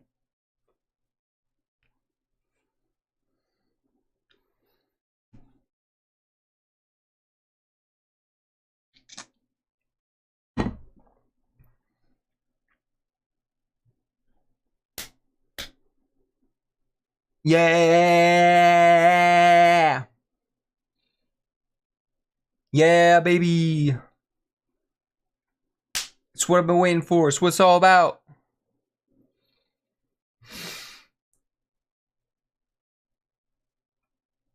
And look at that RAM. Oh. Dude, it's hard to believe that I was using like 64 gigs of RAM, and now I'm actually using, I have 61 in use. That's impressive. I have 128 gigs, dude. You're a peasant. Get away from me. I only talk to people that have... Why is Huey on tablet using 24 gigs of RAM?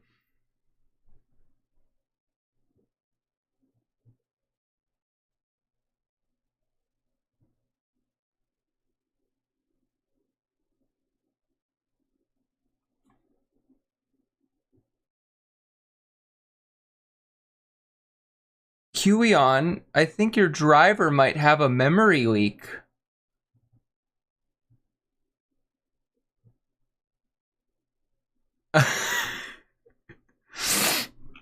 I'm just noticing a little bit. That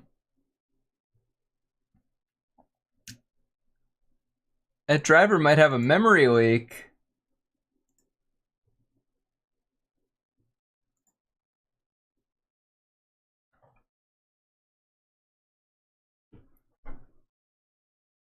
Wait, my tablet's actually plugged in. Why does it not recognize it? Huey on, are you okay? You feeling alright there, buddy?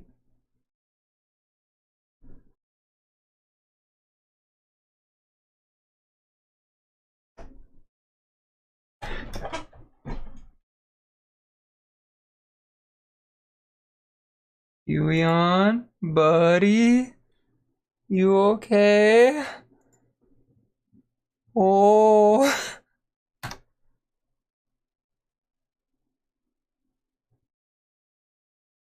It's plugged in. Alright, if I bring the pen near the screen, the whole thing, is it?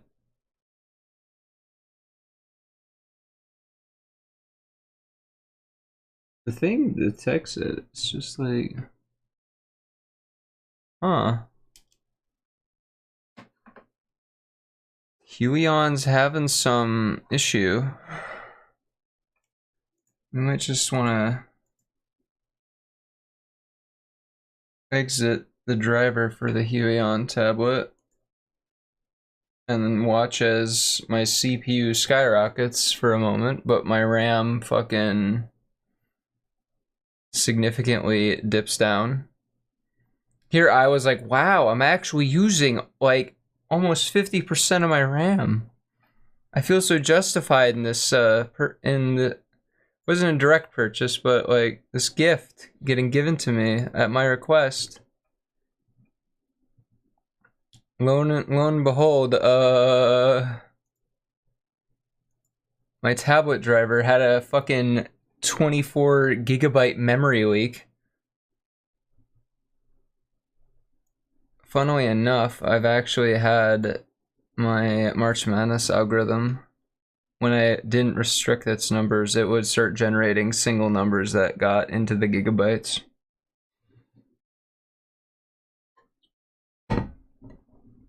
You can imagine doing math on that is takes for fucking ever. I haven't shown that on stream, I don't think. It's technically related. I show.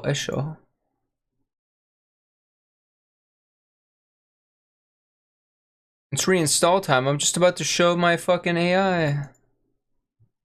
We'll wait till you're back then, Doohoo, if you think you'll be back.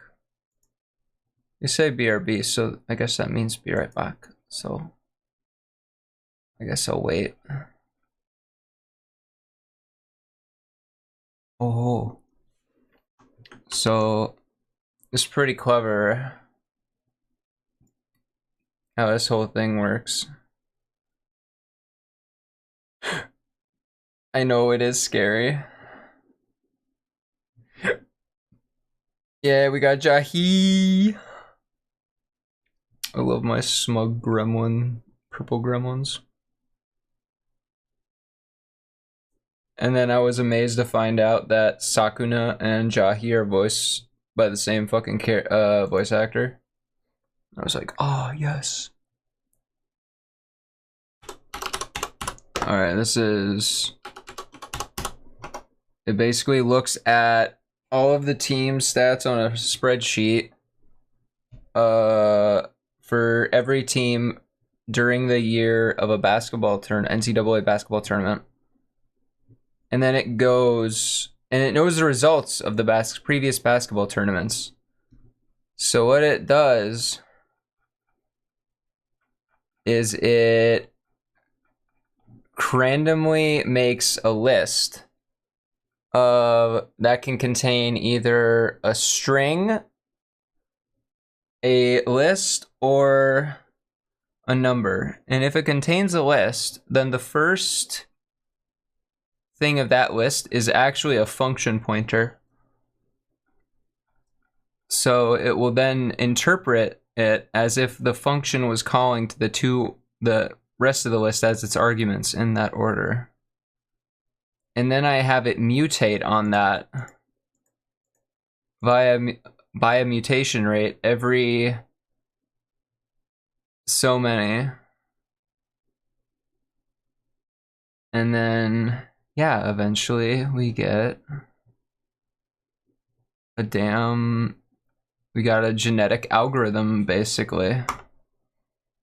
So currently the data that I have inputted is 2008 to 2022. So that means it'll train on 2021 to 2008.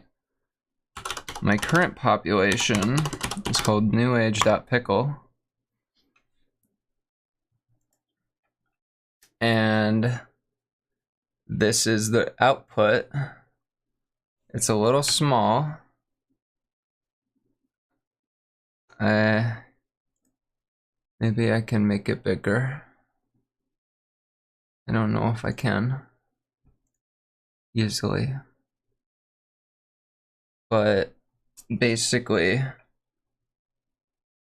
I rewrote it this year because I showed it to my cousin and then I felt like, so I found someone, I would just kept thinking about it. I stood away, I was like in my bed at night going, and it's inefficiency. I could do it better this way. So yeah, it's pretty fucking fancy. It like,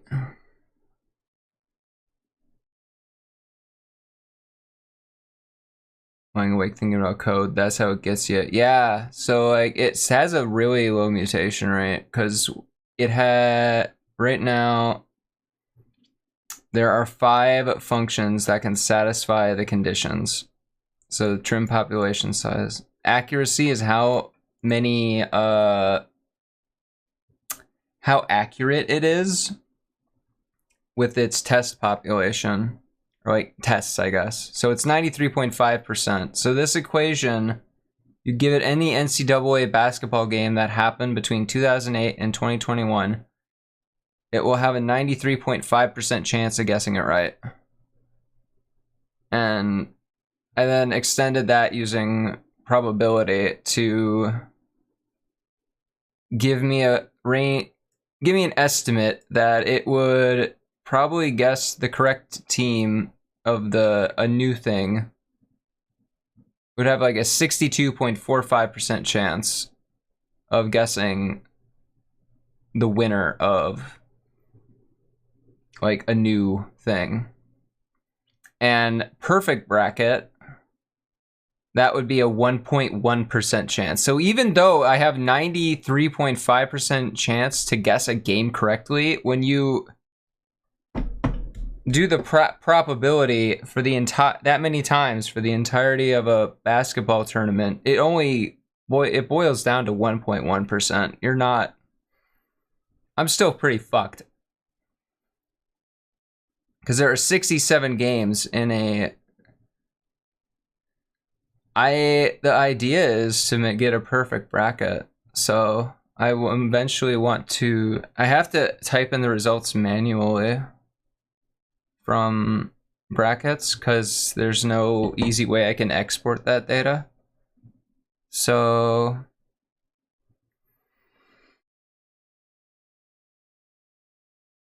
I just have to type in more. But I think there's data going back. I can at least get sports stats for the teams going back to 1993. But if you look at the start here for like 2008 and 2009, it can't find two of the spreadsheets because they just don't exist. I can't find anywhere that has that data.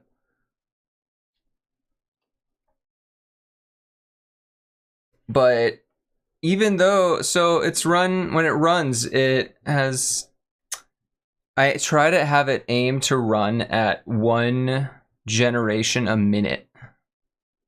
So it will dynamically change the size of the population to meet that. So right now, but you can, the term population size is now increased to 24. So there are now 24 equations, now 29 equations that meet that criteria of having that many. There's actually quite a few evolution factors on it. Like, obviously, the most important one is guessing the game correctly. If it can guess the game correctly, it will always survive. Within guessing the game correctly, how many times it got the score of a game correctly? Or more specifically, a team correctly. That is another factor. Currently with that, it's 6.1% accurate. Then there's the size of the equation itself, which is how many operations and like variables there are. Currently, there's 310 in it. That's a lot. And then errors. Because it's randomly doing math, it actually does do things wrong, like divide by 0. If an exception is ever thrown, the value 0 is returned.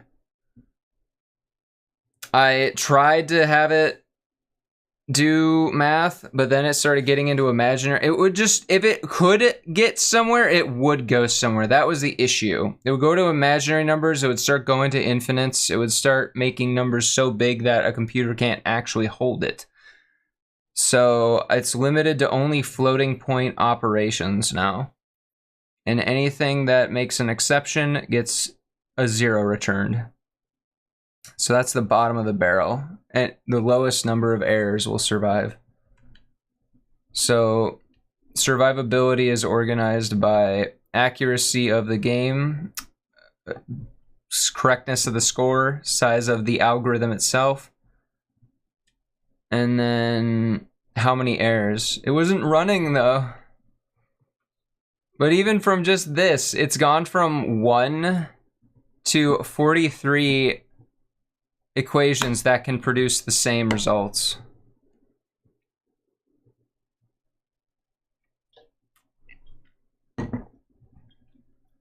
My issue is I need to like, that's why I need more years, I think, because I get too many identical results, or I need like some way to narrow it down more.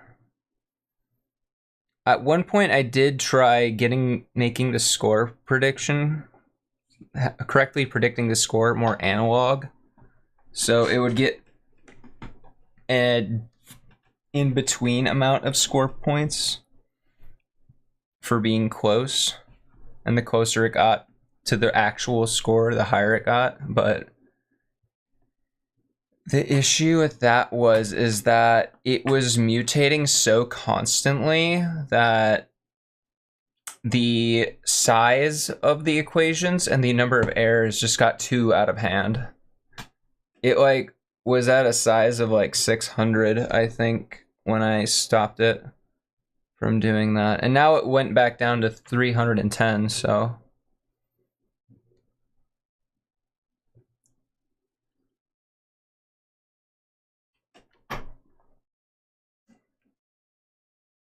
Yeah. This has been my baby for a couple years now.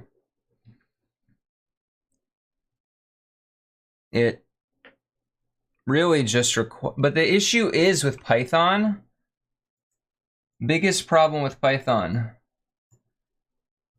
it doesn't multi-thread. This motherfucker does not multi-thread. Wait, I cannot get over a single core of performance no matter what I do. Because Python has a thing called the global interpreter lock, which prevents like true concurrency. Nothing can take up, even if you make threads, the threads wait for each other. They don't actually like do things at the same time. It's bullshit.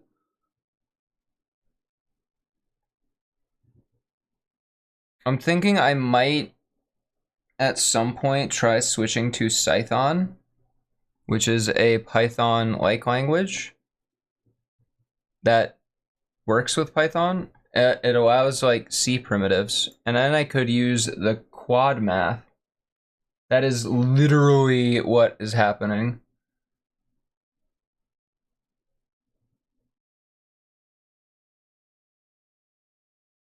Literally what's happening. I think if I switch to Python, it will let me. I think I can get around the global interpreter lock. You will hang your head in shame. You're okay. You're okay.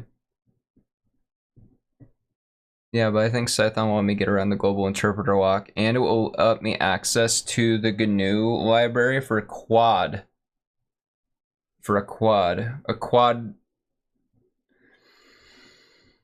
A quadruple floating point mathematics.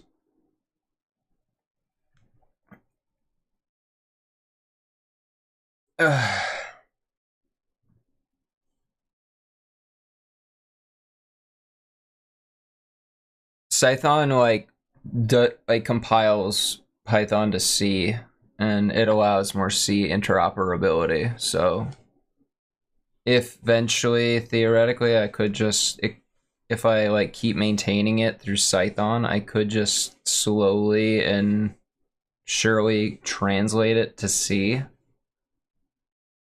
and that should help. But there's a lot in this that like requires a very high level language like Python, like function, like pointers to functions like this and shit. Like you can't quite get away with that. And easy serialization, because it all serializes with a built-in Python thing.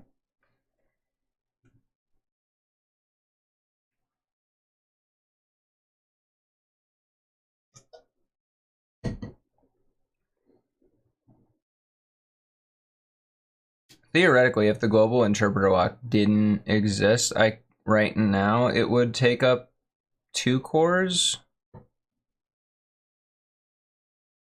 But that's It's in. Hi, how you doing? I'm showing off my March Madness AI algorithm. Oh, hey, it mutated. I just noticed that the population went down. What changed? It went from 51 to 1. Oh, the size went down by 1. Incredible.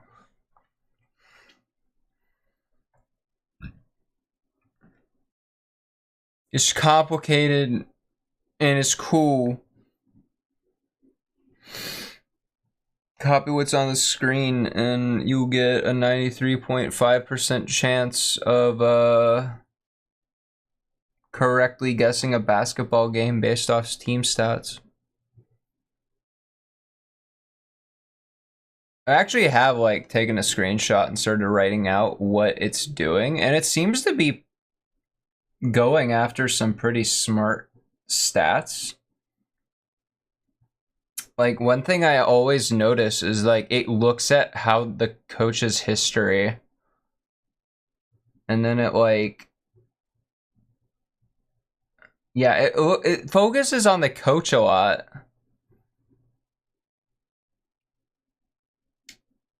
Which is interesting.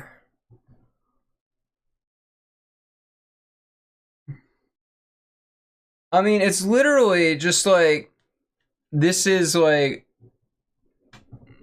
learning artificial intelligence. This is like feeding it CPU cycles and watching it grow. Yeah.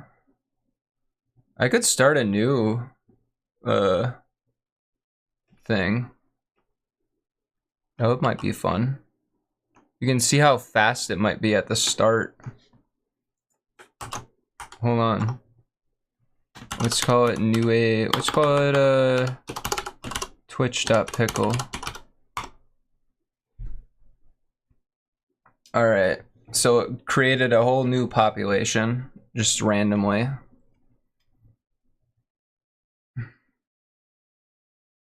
I don't know if you guys can see the screen well.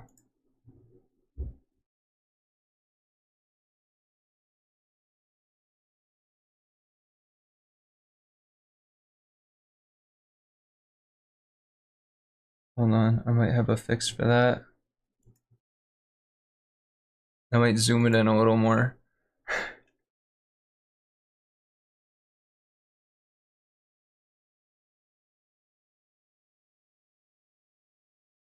Yeah, it's you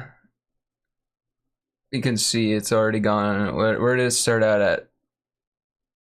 65%, 73.64, 73.64 again.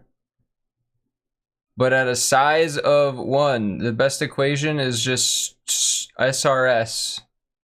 I don't remember what that was. Oh, see, it jumped. 95.03.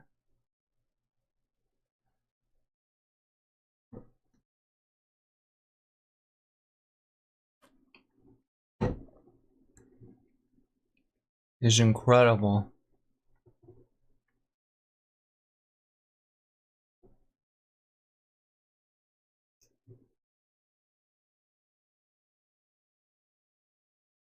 Got 2 correct scores, wow.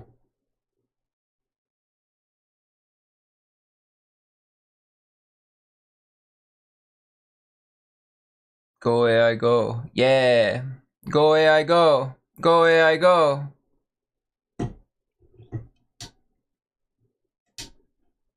You know, I'm a little worried that it might just be like,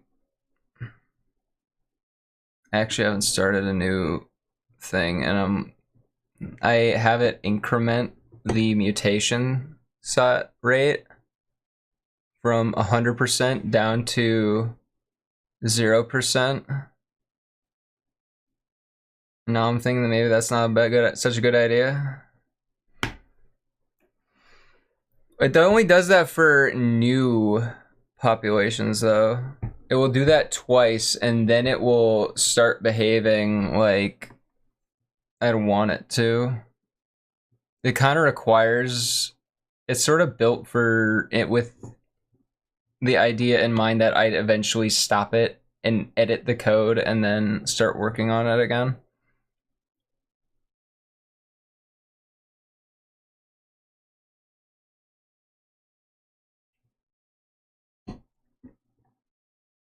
So actual smart mutations might not happen for a bit, you know?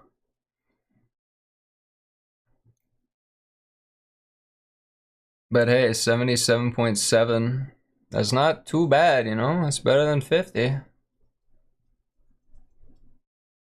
And then we get this, where it just went down to nothing again.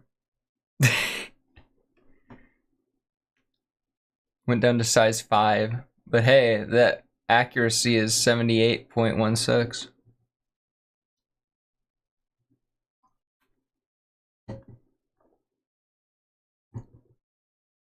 They go up. Number go up. What's not to like about that, you know? Numbers going up. I like that shit.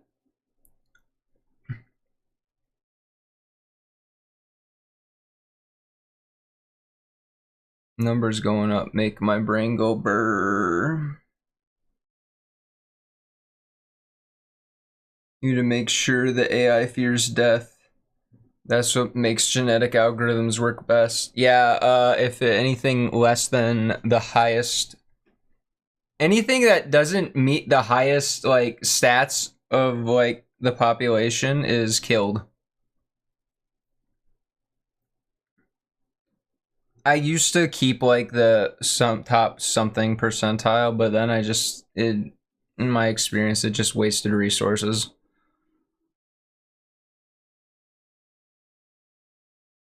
It wasn't worth it. And honestly, just through experimentation now, like, yeah, that works a lot better just to kill everything that isn't as good off. Even if it has an edge, like, oh, maybe it determines the score a little bit better. Yeah, even if it does determine the score a little bit better, it's not worth to keep it. Because I don't need to care about getting the score right. More than anything, I need to care about guessing which team will win.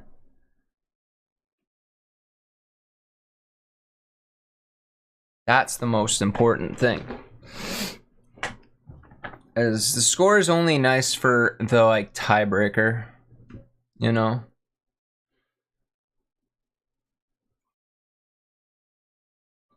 I think I need more coffee.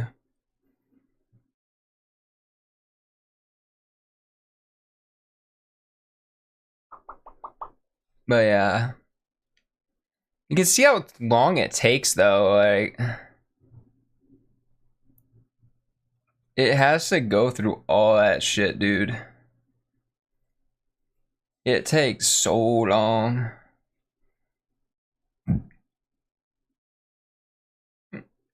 It's like it's annoying how long it takes. It's Python, yeah.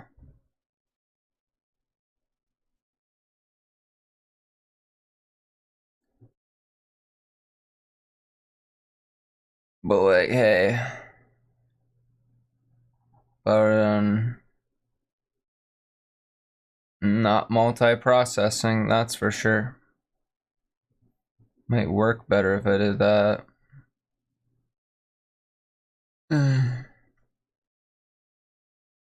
Oh, hey, it went up to 79.21%.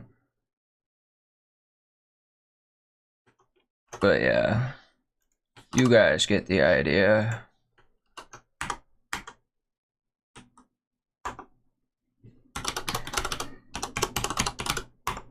Go back to newage.pickle. Multiprocessing would make too much sense. Because does multiprocessing get around the global interpreter lock, or I don't know. It does? Well, fuck. Should be doing that instead of this thread bullshit that I attempted to do that gives me like 2% more CPU usage.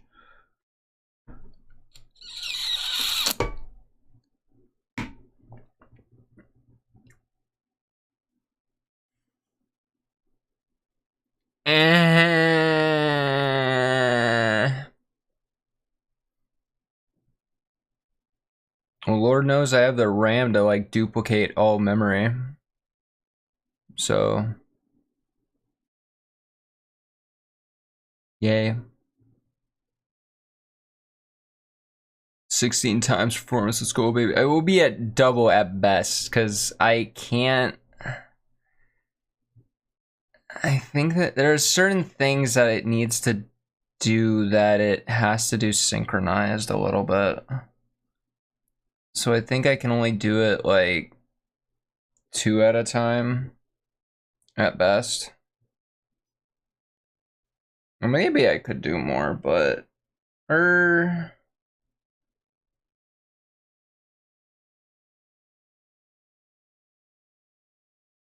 pure functions, what would be a pure function?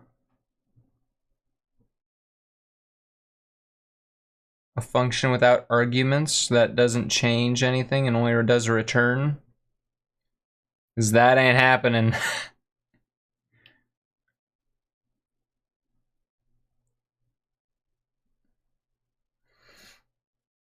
You give it data and it gives you back data. Yeah, it does that, but then I have shit that's monitoring it as it does it because yeah, it does changes to global state because the error count is a global counter, and I guess suppose I could return the error count. That might be plausible. Because you can return like a list or like more than one thing back in Python. So I could have error count be a return value, then that would be okay then. But that still requires me, I still have to modify the stats of each like individual in the population, and I can't do that easily in a multi-process way. I don't think. Maybe I could return it, the values.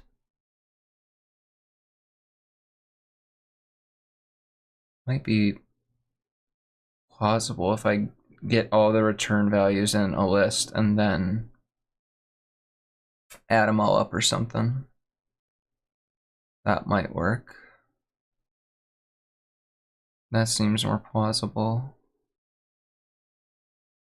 Programming wise, it wouldn't be as, I guess, like in terms of my brain reading it, it wouldn't be as nice, but it might be better. Yeah, that might be a thing to look into. I'm down with that. Thank you, Itzen, for telling me that if I go multi-process, I get around the global interpreter lock. And for letting me rubber ducky off you and Doohoo for ideas. By the way, I am going to shout out Doohoo right now because they are also a programming VTuber. What? And they also play game on occasion. What the fuck? I'm too smooth for this. Where do I get it? Damn, Doohoo, you shooting people? My eyes hurt looking at this.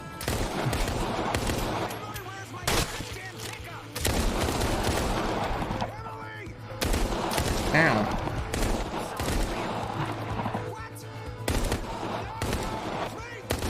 Oh no, this clip is so loud. Well,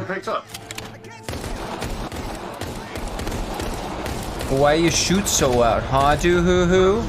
Huh? Oh my god. Why do you shoot the gun so loud? I'm terrified. Jesus. Haven't you heard of a silencer? Ooh. I love you, dude. You're so cool.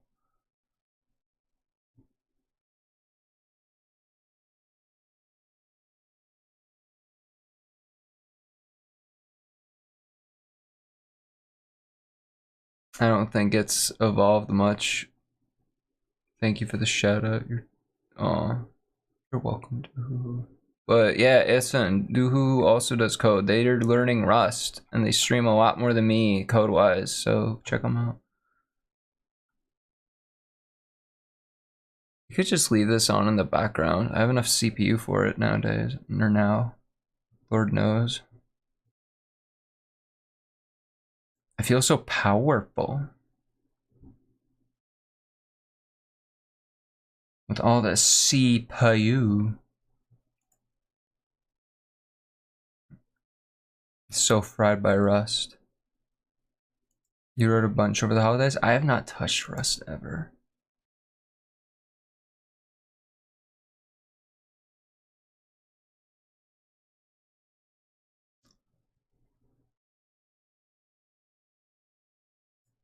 Oh. Updated ref. I'm also slowly getting shit updated.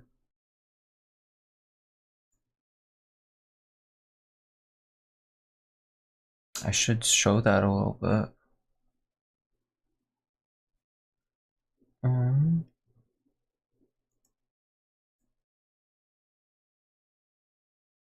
Since I'm off topic as fuck right now.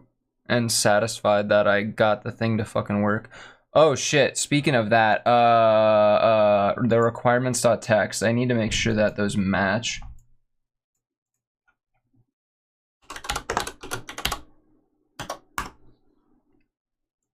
Do these match, or they definitely do not match? Fuck.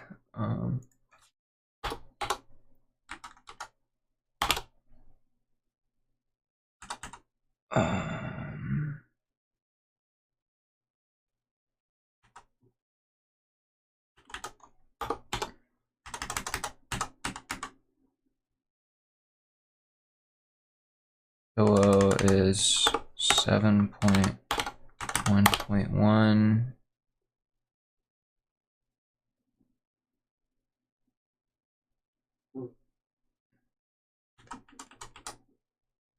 Hi Mongo 3.10.1. Heights 2019.3.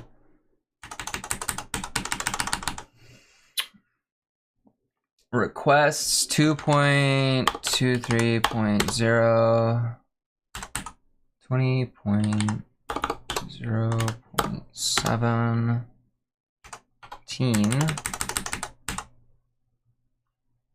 1.0. What? It works with that version? Wait,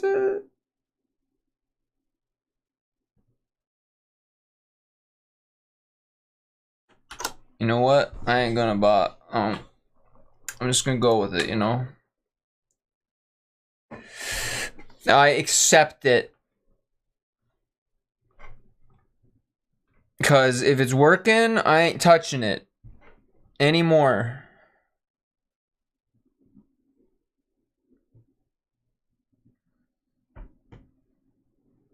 Like, I never understood, like, why don't you just have it must have TV at time? Tell you what, because I get this shit like this, it fucking breaks, and it's like, what the fuck's going on? It's like, ah!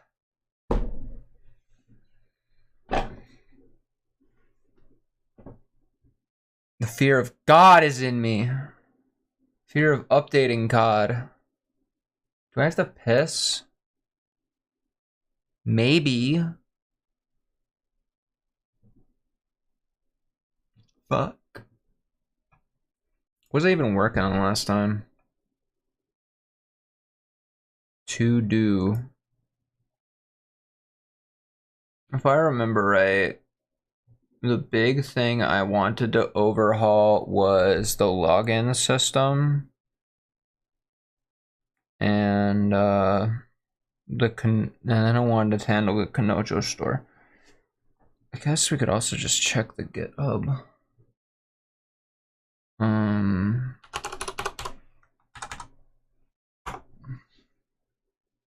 Because on the GitHub I have things marked as beta requirements.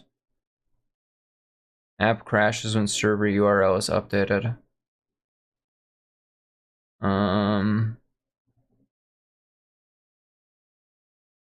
Dashboard activities, product is null and activity model. JSON repair should update user not replace. That's actually fairly true. Overall user modify activity. That's Yeah, that makes sense. HTTP should be debug only. I actually want to change that a bit because I know there are at least 2 other people that are running their own servers. And if I... Basically, I'm going to make 2 versions. One that'll be more... have the newer Android backend shit. And one that will have the older Android backend. Because only the older Android backend supports plain HTTP. Peekaboo, I see you. How you doing, Fury? Make a working in-app store. Oh fuck, that's really a beta requirement. Shit. I'm doing good. I am figuring out what I want to handle next on my game. I either have to handle the in-app store or handle logins and shit.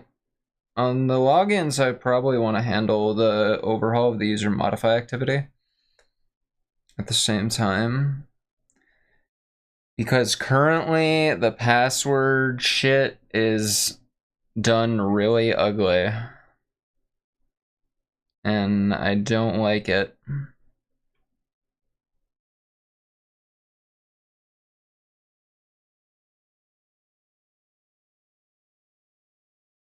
I'm also gonna add like IP shit, like IP whatnots, and like want to add IP validation. So the server checks your IP address. Make sure you've logged in from there before.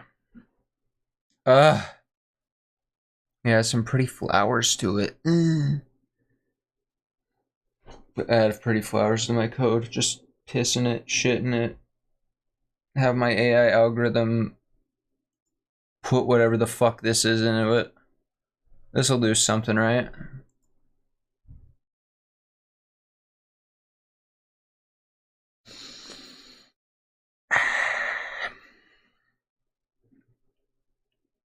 Something will happen.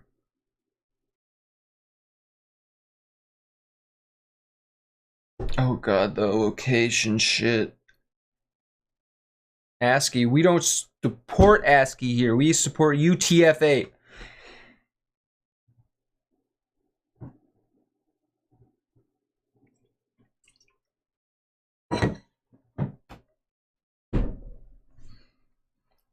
UTF-8 or go home, bitches. Woo. Unicode. Unicode. You know, I was wondering the other day, why don't we just use UTF-16, right? Ow. And then the reason is that it's just a waste of space. And UTF-8 actually can go up to 16 and 32 bytes. It just has markers in it to tell when. And that also means it can remain backwards compatible with ASCII.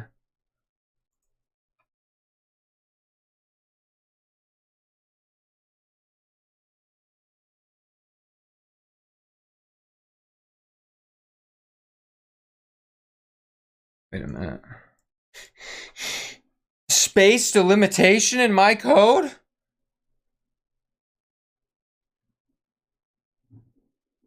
I would never.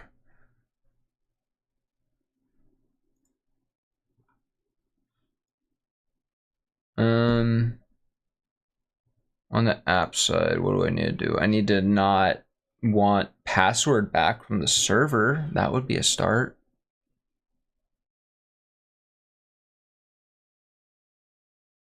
This app really isn't made for multiple server connections or changing the server connection. It hates it. And I gotta go piss so bad. Alright, I'll be right back. I love you guys.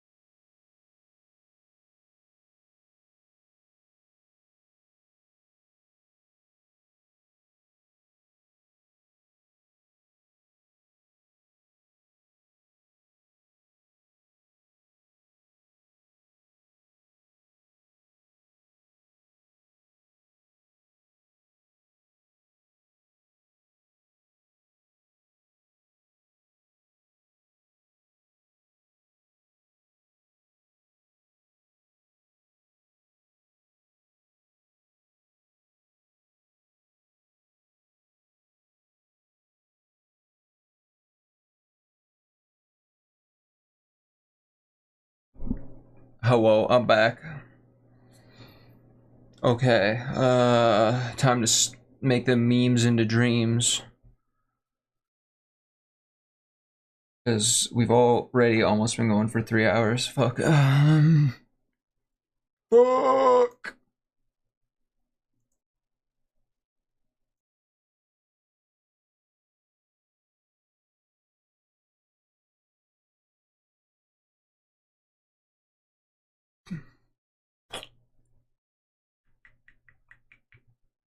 Hmm. Hmm. Peanut, what do you want? Why you do that? Oi, psh, don't fucking claw my chair.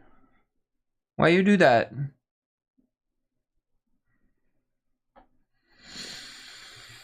Oh. All right. Let's see here.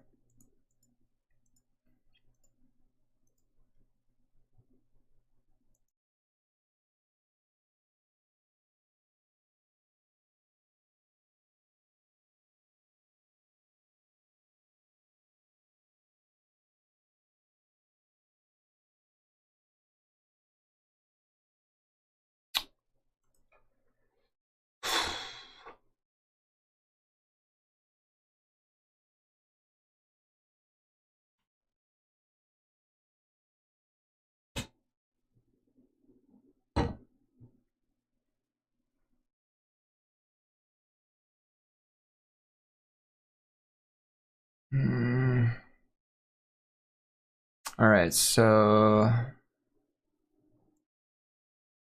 user modify activity and change password activity need to merge. That much I know.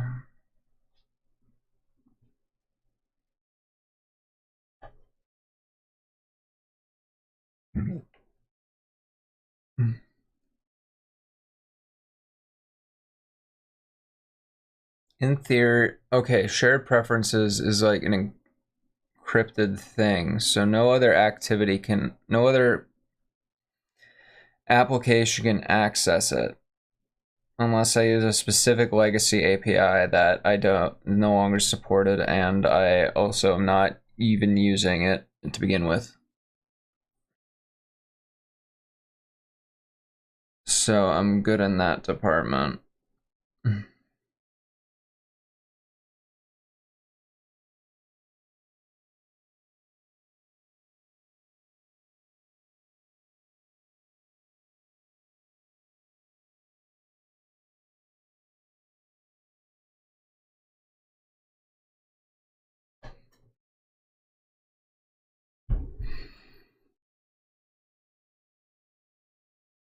I'm good to put passwords there. Okay, I want the email and password are what you use to log in without the UUID.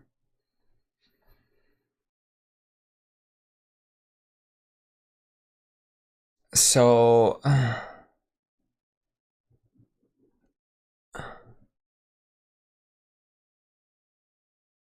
if I can supply the UUID, a matching UUID. Okay, well,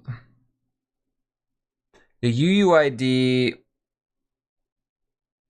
and IP address should match. They should always be a pair. Or the UUID can have more than one IP because people take their phones places and go to different networks. So in the database, I could have that be like a key value pair with a list. That makes sense. I also want to add tracking to Android versions with IPs, because I think that would be kind of neat.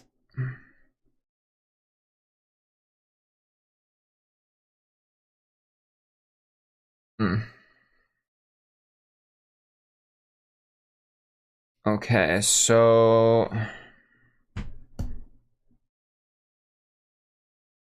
I think it's fair to say if the app knows the email and password, that's a legitimate thing.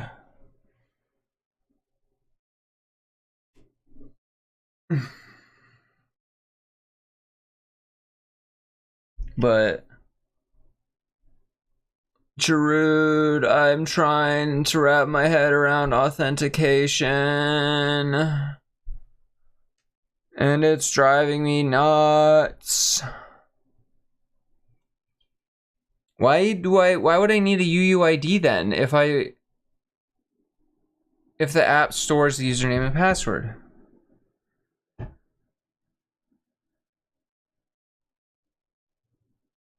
Well, I would want to minimize moving the password, even in an encrypted form, across the network, probably. Screwed up so fucking. I fucking want to kill. How are you doing, Jarud? How was your stream? Unless you're still streaming. Are you still streaming? No. How was your stream, Jarud? How you doing?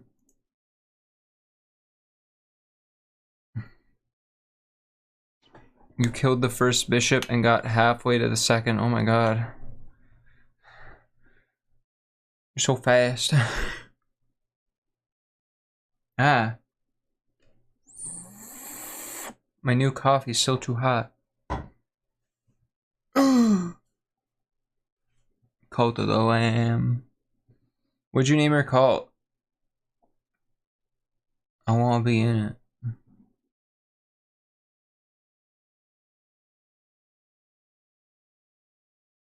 This does not need to be full screen anymore. I'm now Cult of the Sloth. I like it.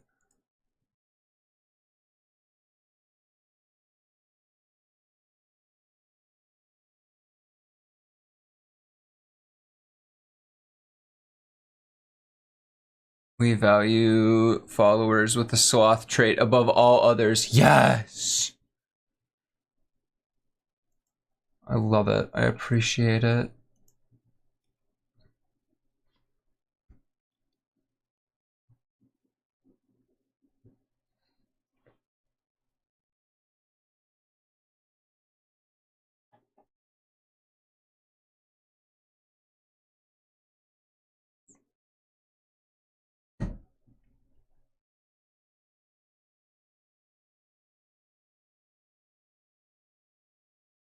It's a good game. It's really fun.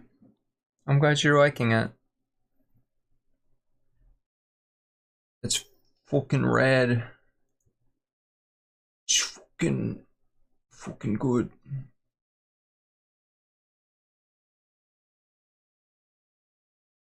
I'm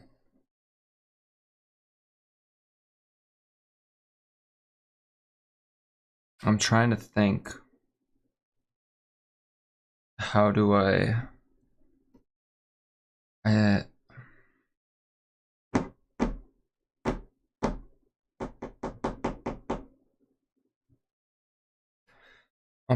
here's my idea. I separate out some functions. We have like a login function that gives a UUID, username, password. The server authenticates that the username and password is correct. Then we'll save the UUID with an IP address and a timestamp.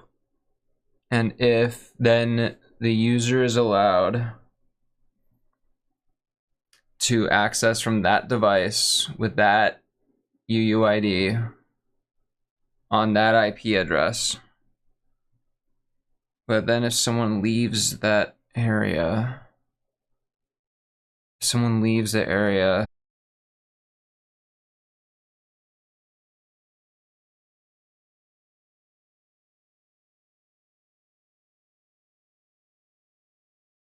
what the fuck?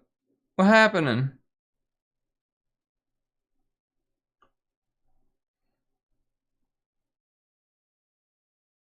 Welcome back. What happened? What happened? My bitrate went to 0. And I'm noticing that the like OBS dynamic bitrate lowering is happening right now. Looks like it's raising back up though. What the fuck happened on my network? Peanut, did you finger the Ethernet cable?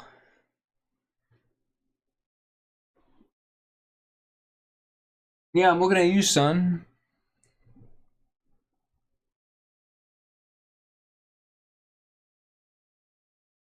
Would you like to come sit on my lap? Hmm? You can come sit on my lap. I would have to make the app like support being like logging in from any screen. And that's gonna be a pain in the ass. Cause then I'm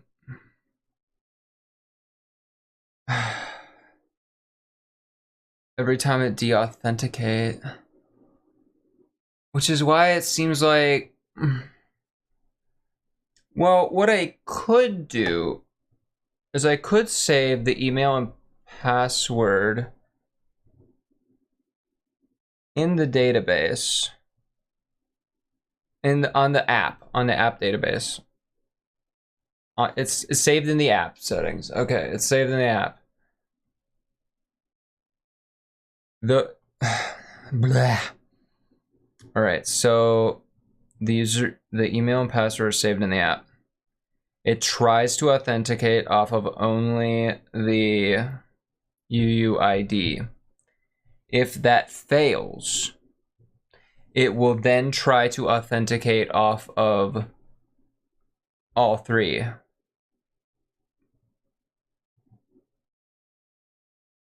The UUID, password, and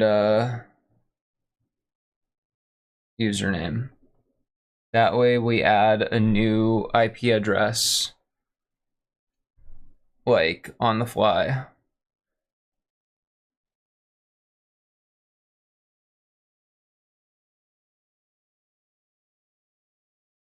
Is that gonna work out well though?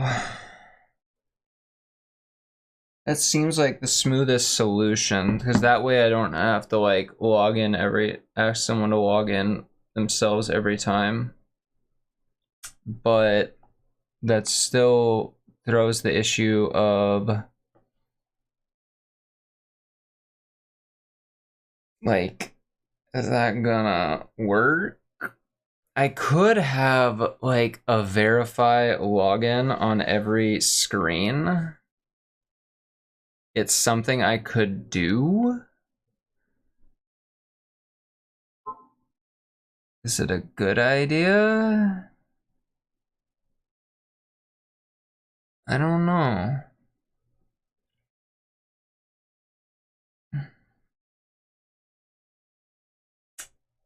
Well, for the most part, it would be in the background, I think.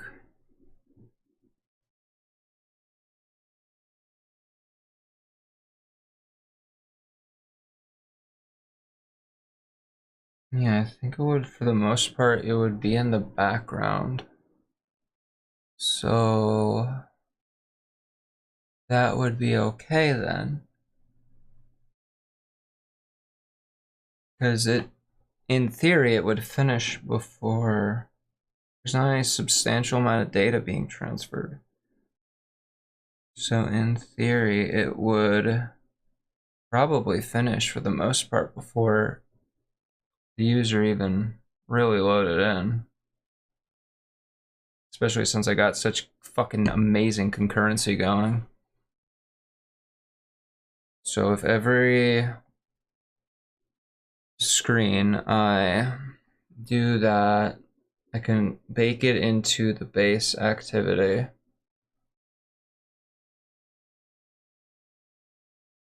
Because after onCreate is onStart, so if like, yeah, if I do it in onStart, that would let me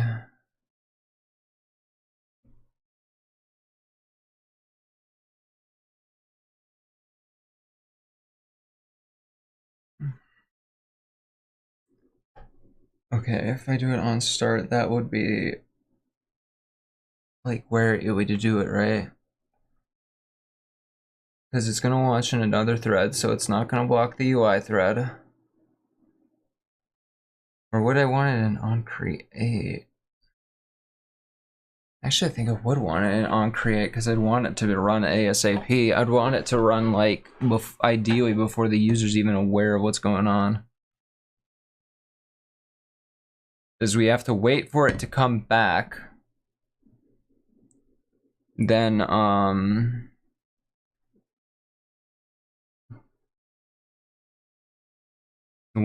user won't worry what hit them, yeah. Alright. Once again, it like...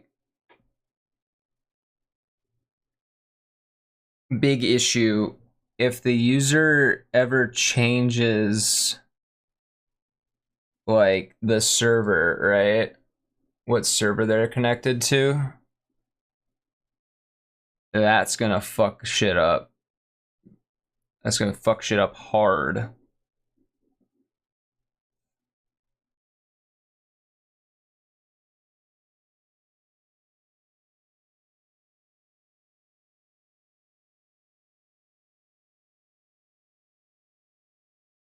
Might be worth it to like redo how even the sign up works, because it's a little messy.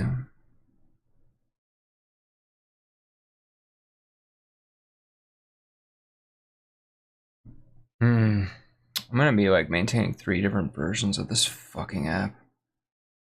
There's gonna be the like modern HTTP version, and then there's gonna be like the legacy version. Legacy version is gonna be fun, but like HTTP is just like, it actually shouldn't be that big of a difference. It should be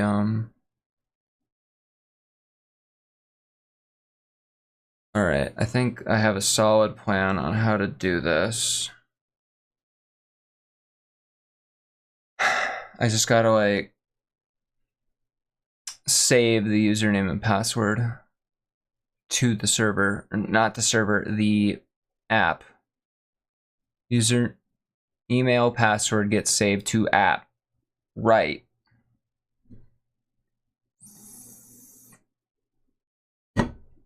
That's right. Username, password. No, email password. Fuck me. Okay.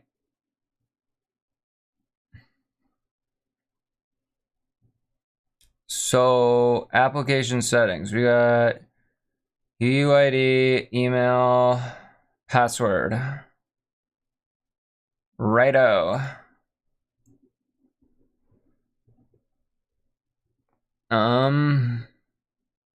So we have the infrastructure to save and retrieve the email and password.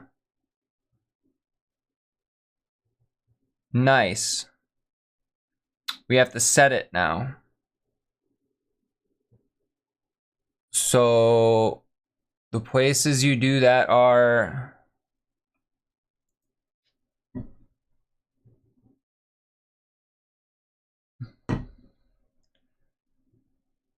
the user modify activity and the login activity. And the sign up activity. Is the sign up activity also user modify activity?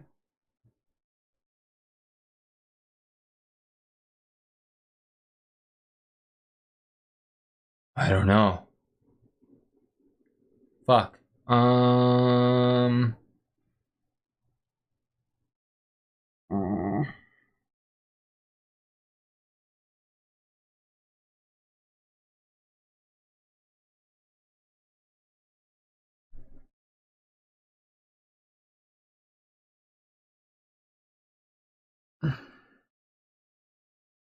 The glove smells weird.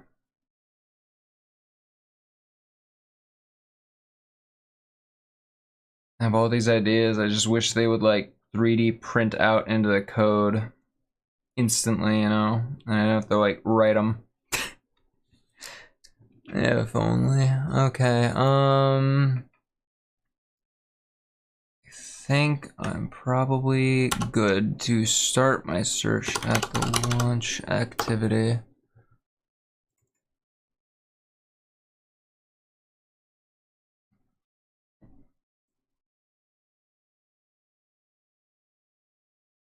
Sounds like a job for ChatGPT. If I knew what that was, I would do it.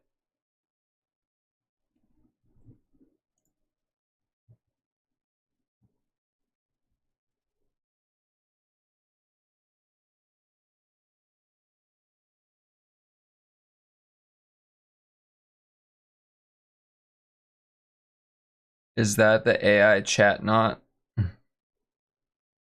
But have you tried talking to Chat GPT? It's pretty cool.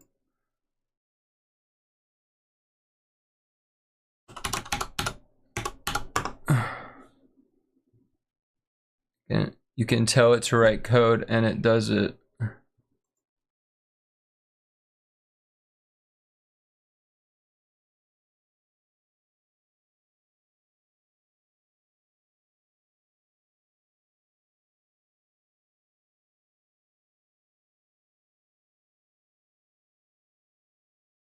Um,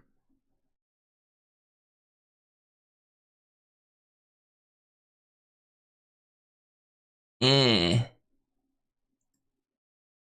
Nah.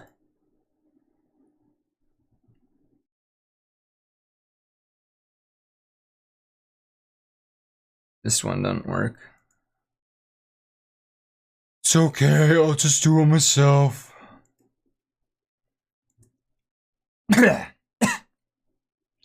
Okay.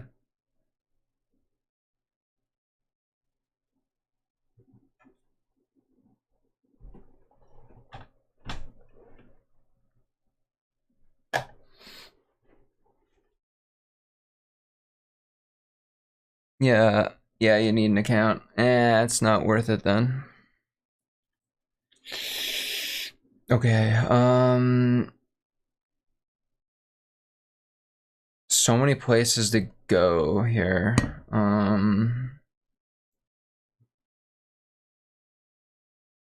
Maxton's my base activity. That's good.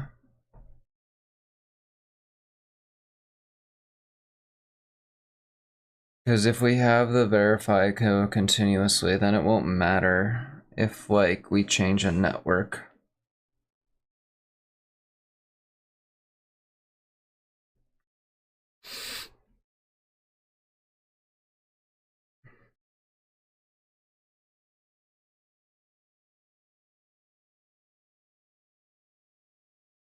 Arcadia! Hi Arcadia, how you? How you is? I'm trying to figure out where to start with this code nightmare.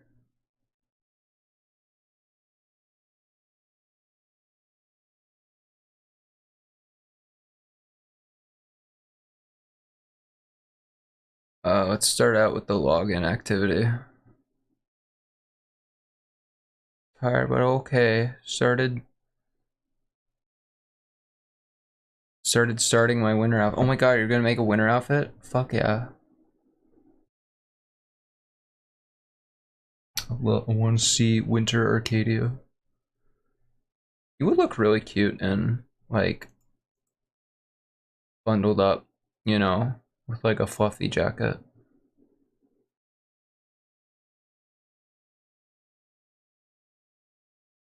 You meant starting. Yeah. What else?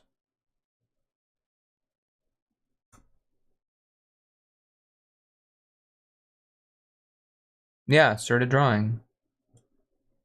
What else would it be?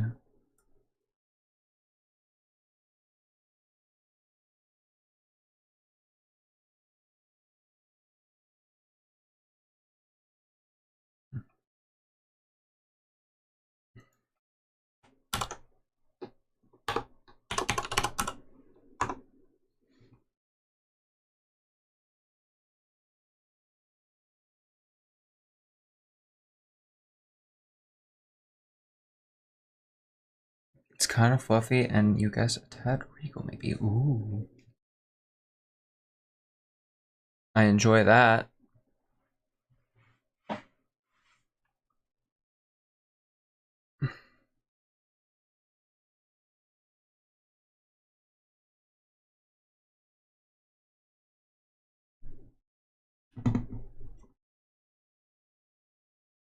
Button close, button text email. Here's your get email.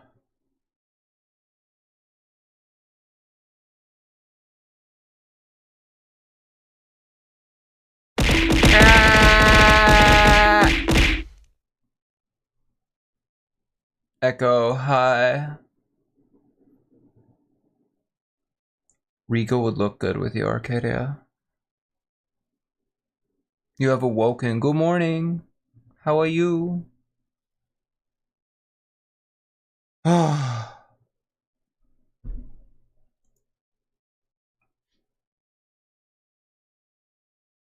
glad you're alive, Echo. I would be upset if you weren't.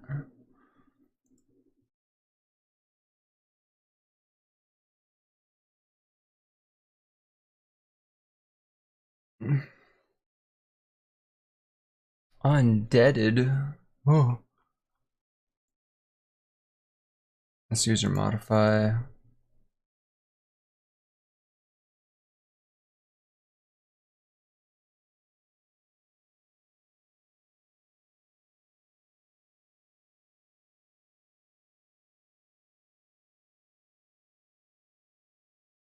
Application settings.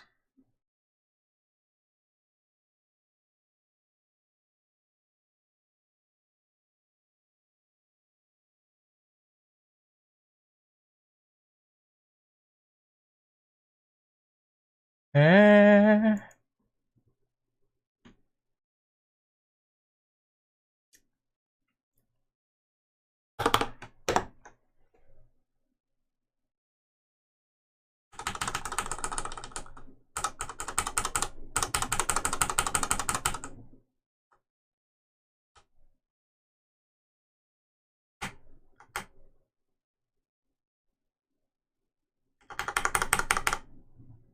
Where do I store the fucking...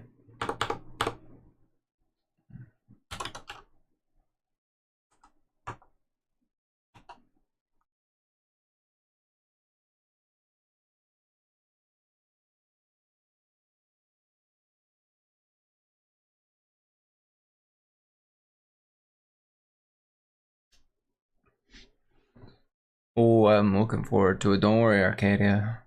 I look forward to it immensely. I also very much appreciate Thick Cadia that was drawn. P in the balls. Whoa! In the balls. You pee into the balls, or?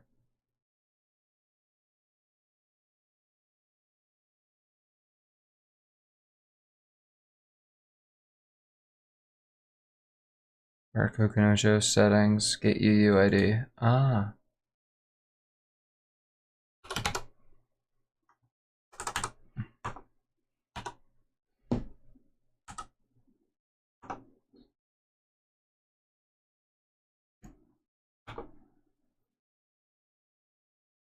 The Cadia was fine, but damn it, Teru, yeah, it's fucking good. Get thicked.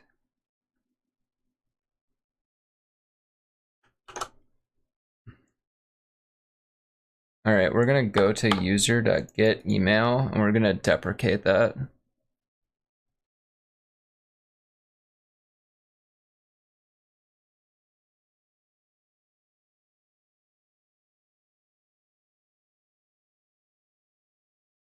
Why the meow scarda sad cat dance?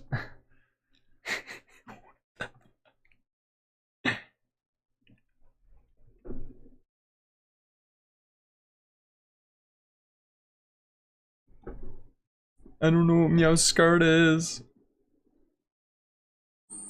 But I am also stupid, so there's that. You know? Arcadia, whenever I call you a cat, I know that you're not a cat. Don't worry. I just think it's really funny. Love you. You are a fox.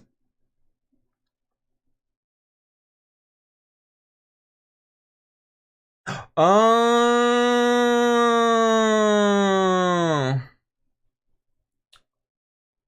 is that what that's a reference to?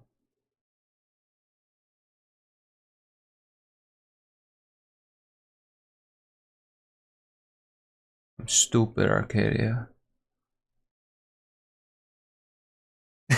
I'm sorry.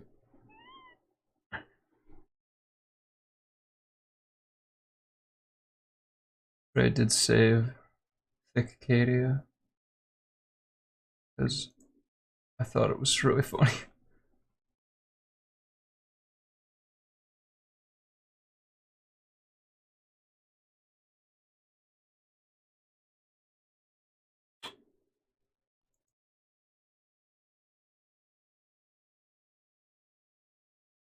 Oh yeah. Oh yeah. Oh yeah. That one. The one that was right below Thicadia. Yeah. I'm sorry. It actually does look good on you.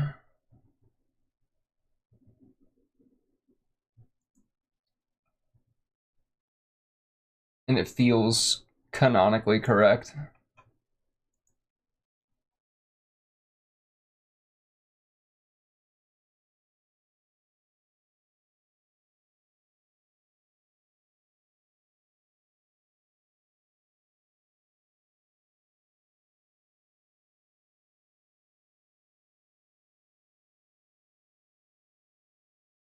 You love the fan art, but you feel conflicted. Arcadia, everyone knows you're not a cat.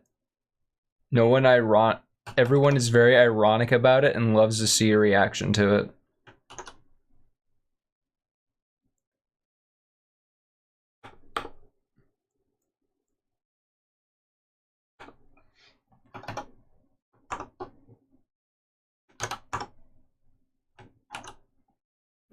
We all call Arcadia a cat, even though he's a fox, because Arcadia makes a big deal about it.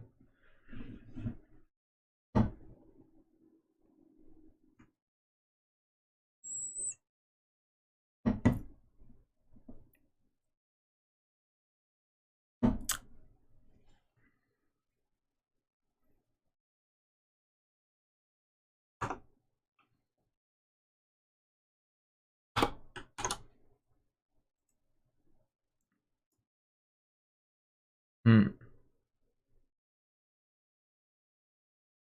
Which I love the nastiness and size of this fucking chain of gets. It's horrible.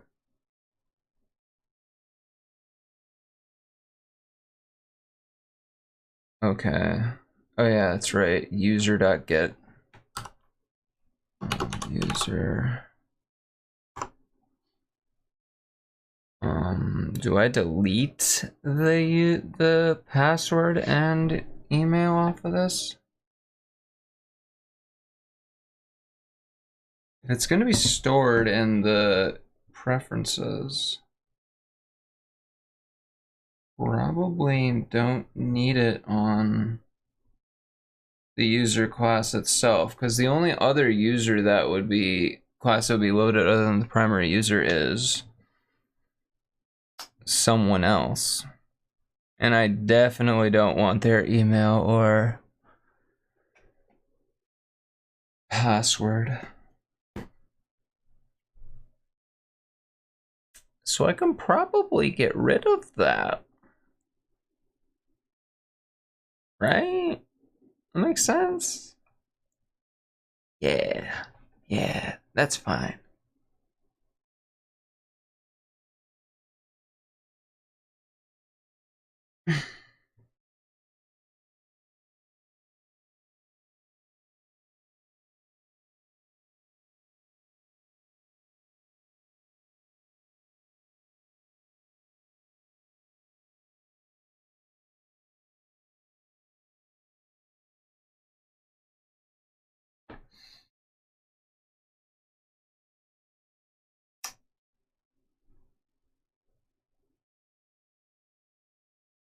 Would it be a problem with salt though? I don't have salt implemented. I don't have salt implemented. We'll ignore worrying about salt for right now. Or there's just I don't. I don't use salt. I don't think I need the salt passwords. It's a bit much for this.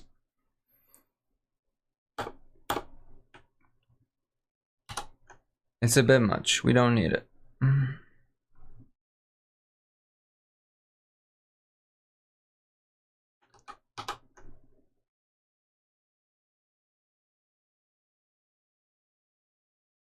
Why is it being written twice?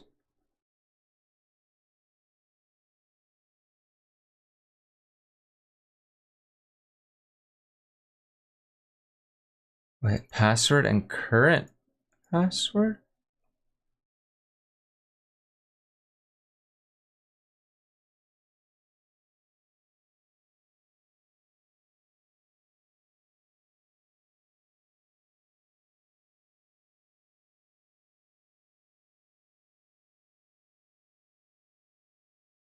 I think that the current password versus password thing is a holdover from the way that the password activity works right now. And I think I can get rid of it if I simply put the password changing functionality into the user modify activity. Oh, Arcadia is a fox. A kitsune.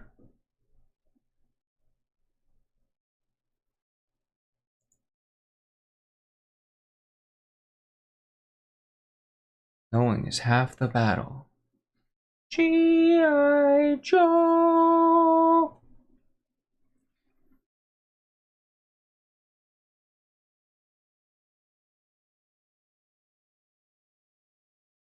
Okay. Sometimes you gotta burn shit down. I think you look a lot cuter as a fox than you would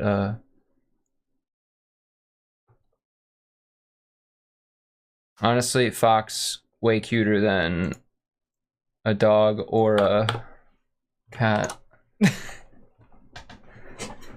Might be a little biased there, but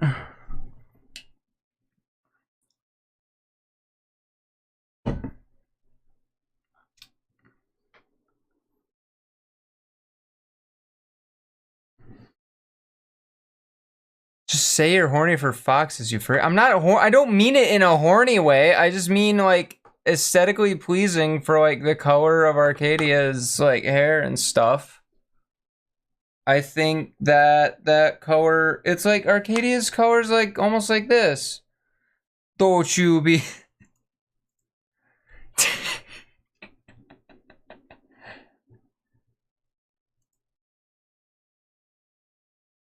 I am a if I'm a furry, I'm a light furry because I do not like furry faces.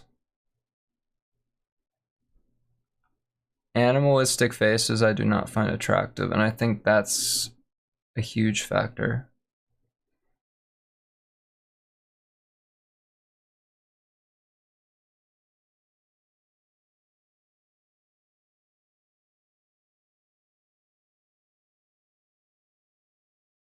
I don't think Toy House has any like really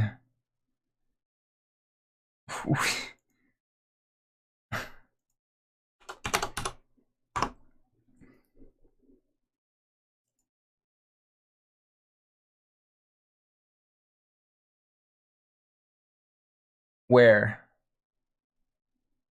I have these are like two literal animals, but like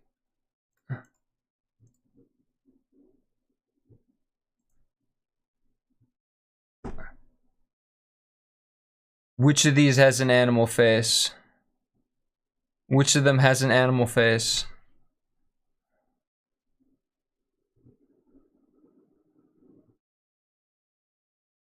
I don't think they count. I don't think Kimono Mimi count.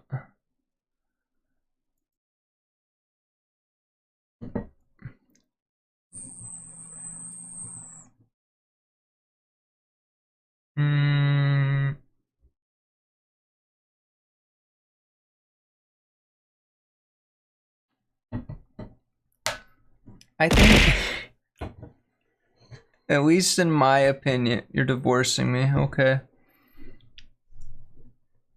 In my opinion, something that is furry is something that is an animal with human attributes applied to it. I think that Kimono Mimi is a human with animal attributes applied to it.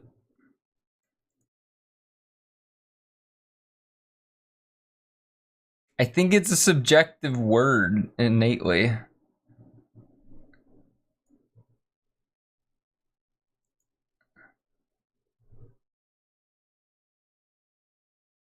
I don't think there is a...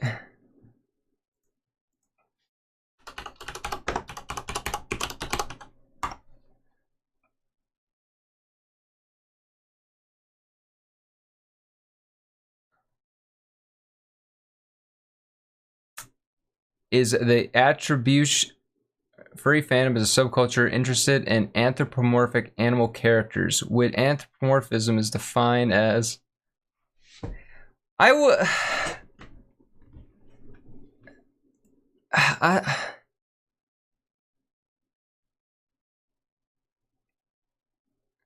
My main... I don't know. I was fucking hit on by people in fursuits at the mall once, and that really fucked me up.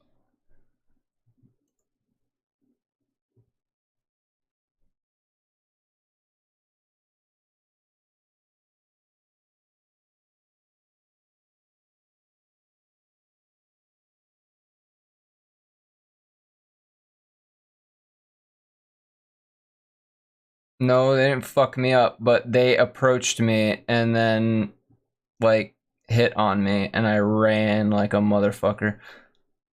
And that has made me very uncomfortable. It was unwarranted.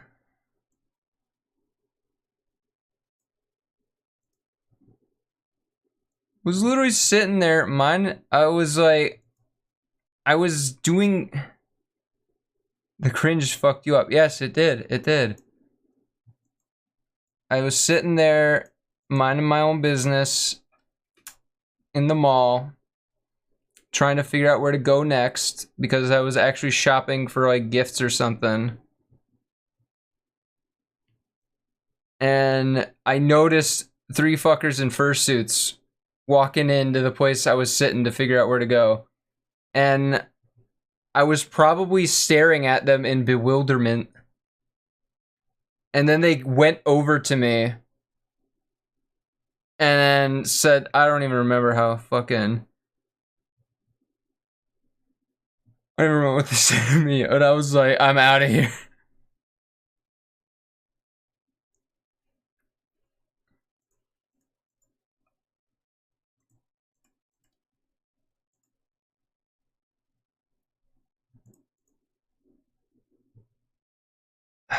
They like beelined over. I was probably staring a little bit because I was bewildered by them, like being in public in fucking fursuits. They walked over. I was probably staring more than I should have. They probably noticed. Walked over to me. Yes, I stared at them.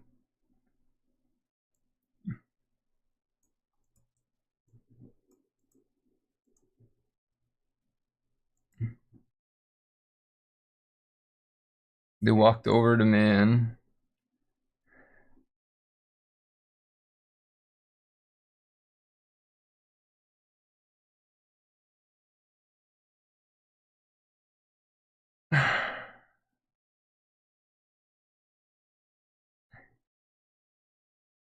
I don't know. I just felt really uncomfortable and didn't like it.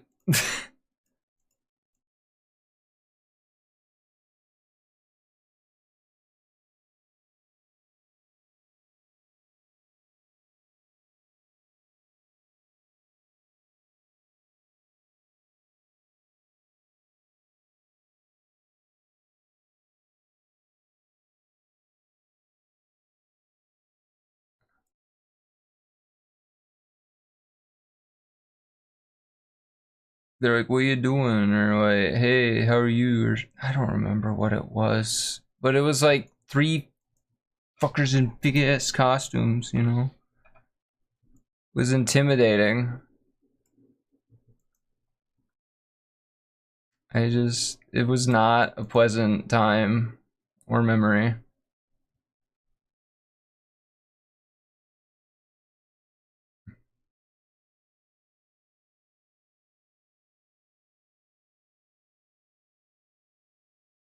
That's, yeah, I'm not. Did I handle it well? Probably not. Did I stare when I shouldn't have? Yes.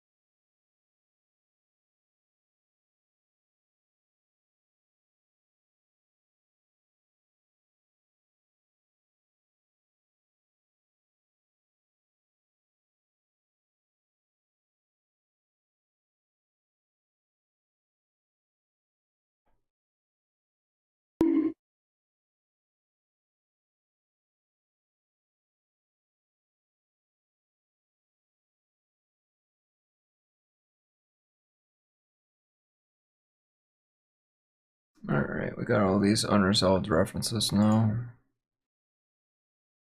That should at least tell me where I'm supposed to go.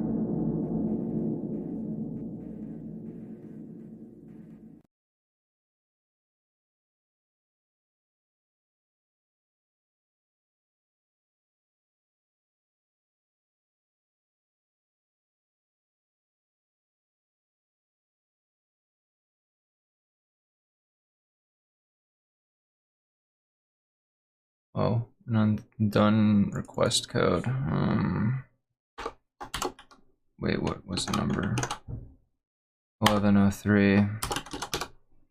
Base interface dot request. I'm gonna get the value of these.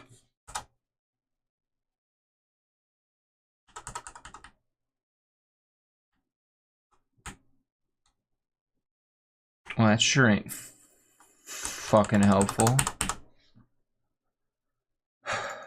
Alright.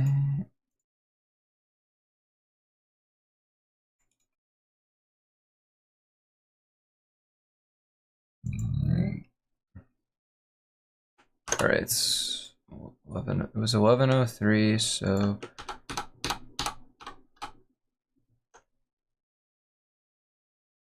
West social config. Okay.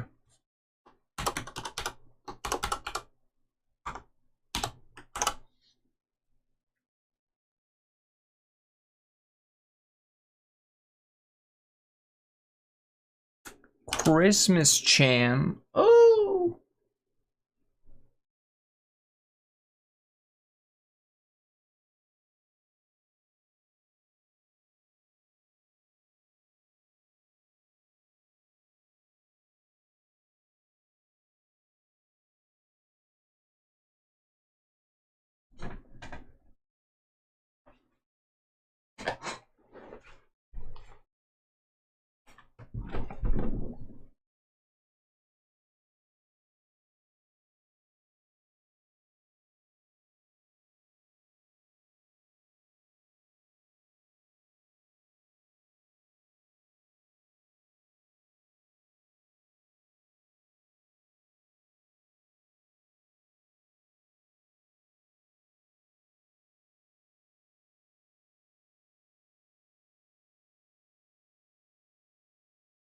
is that? That's a response code. That's not a response.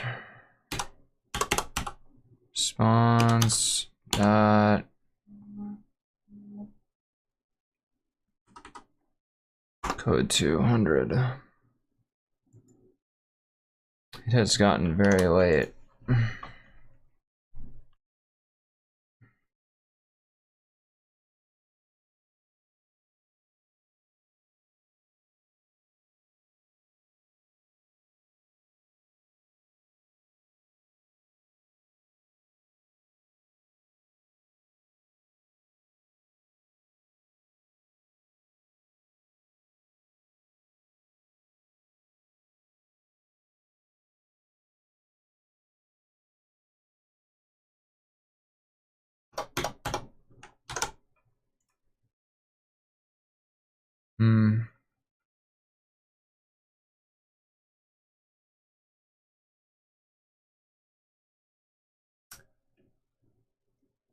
What is a KANOJO? That's what this is. The little fellow on the left.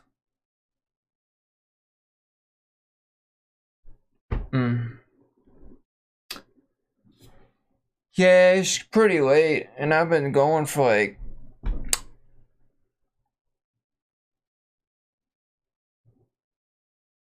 oh my god, people are ruthless.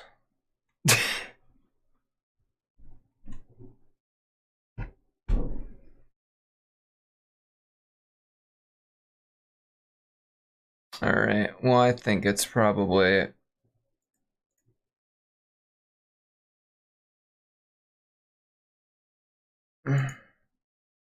time to start calling her quits.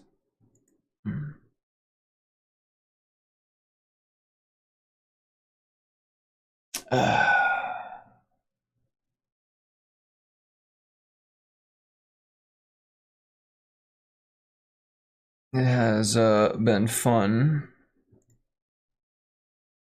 but what?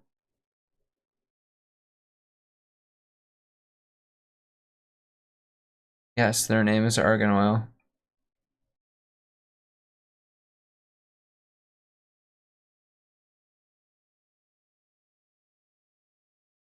Their name is indeed Argan Oil.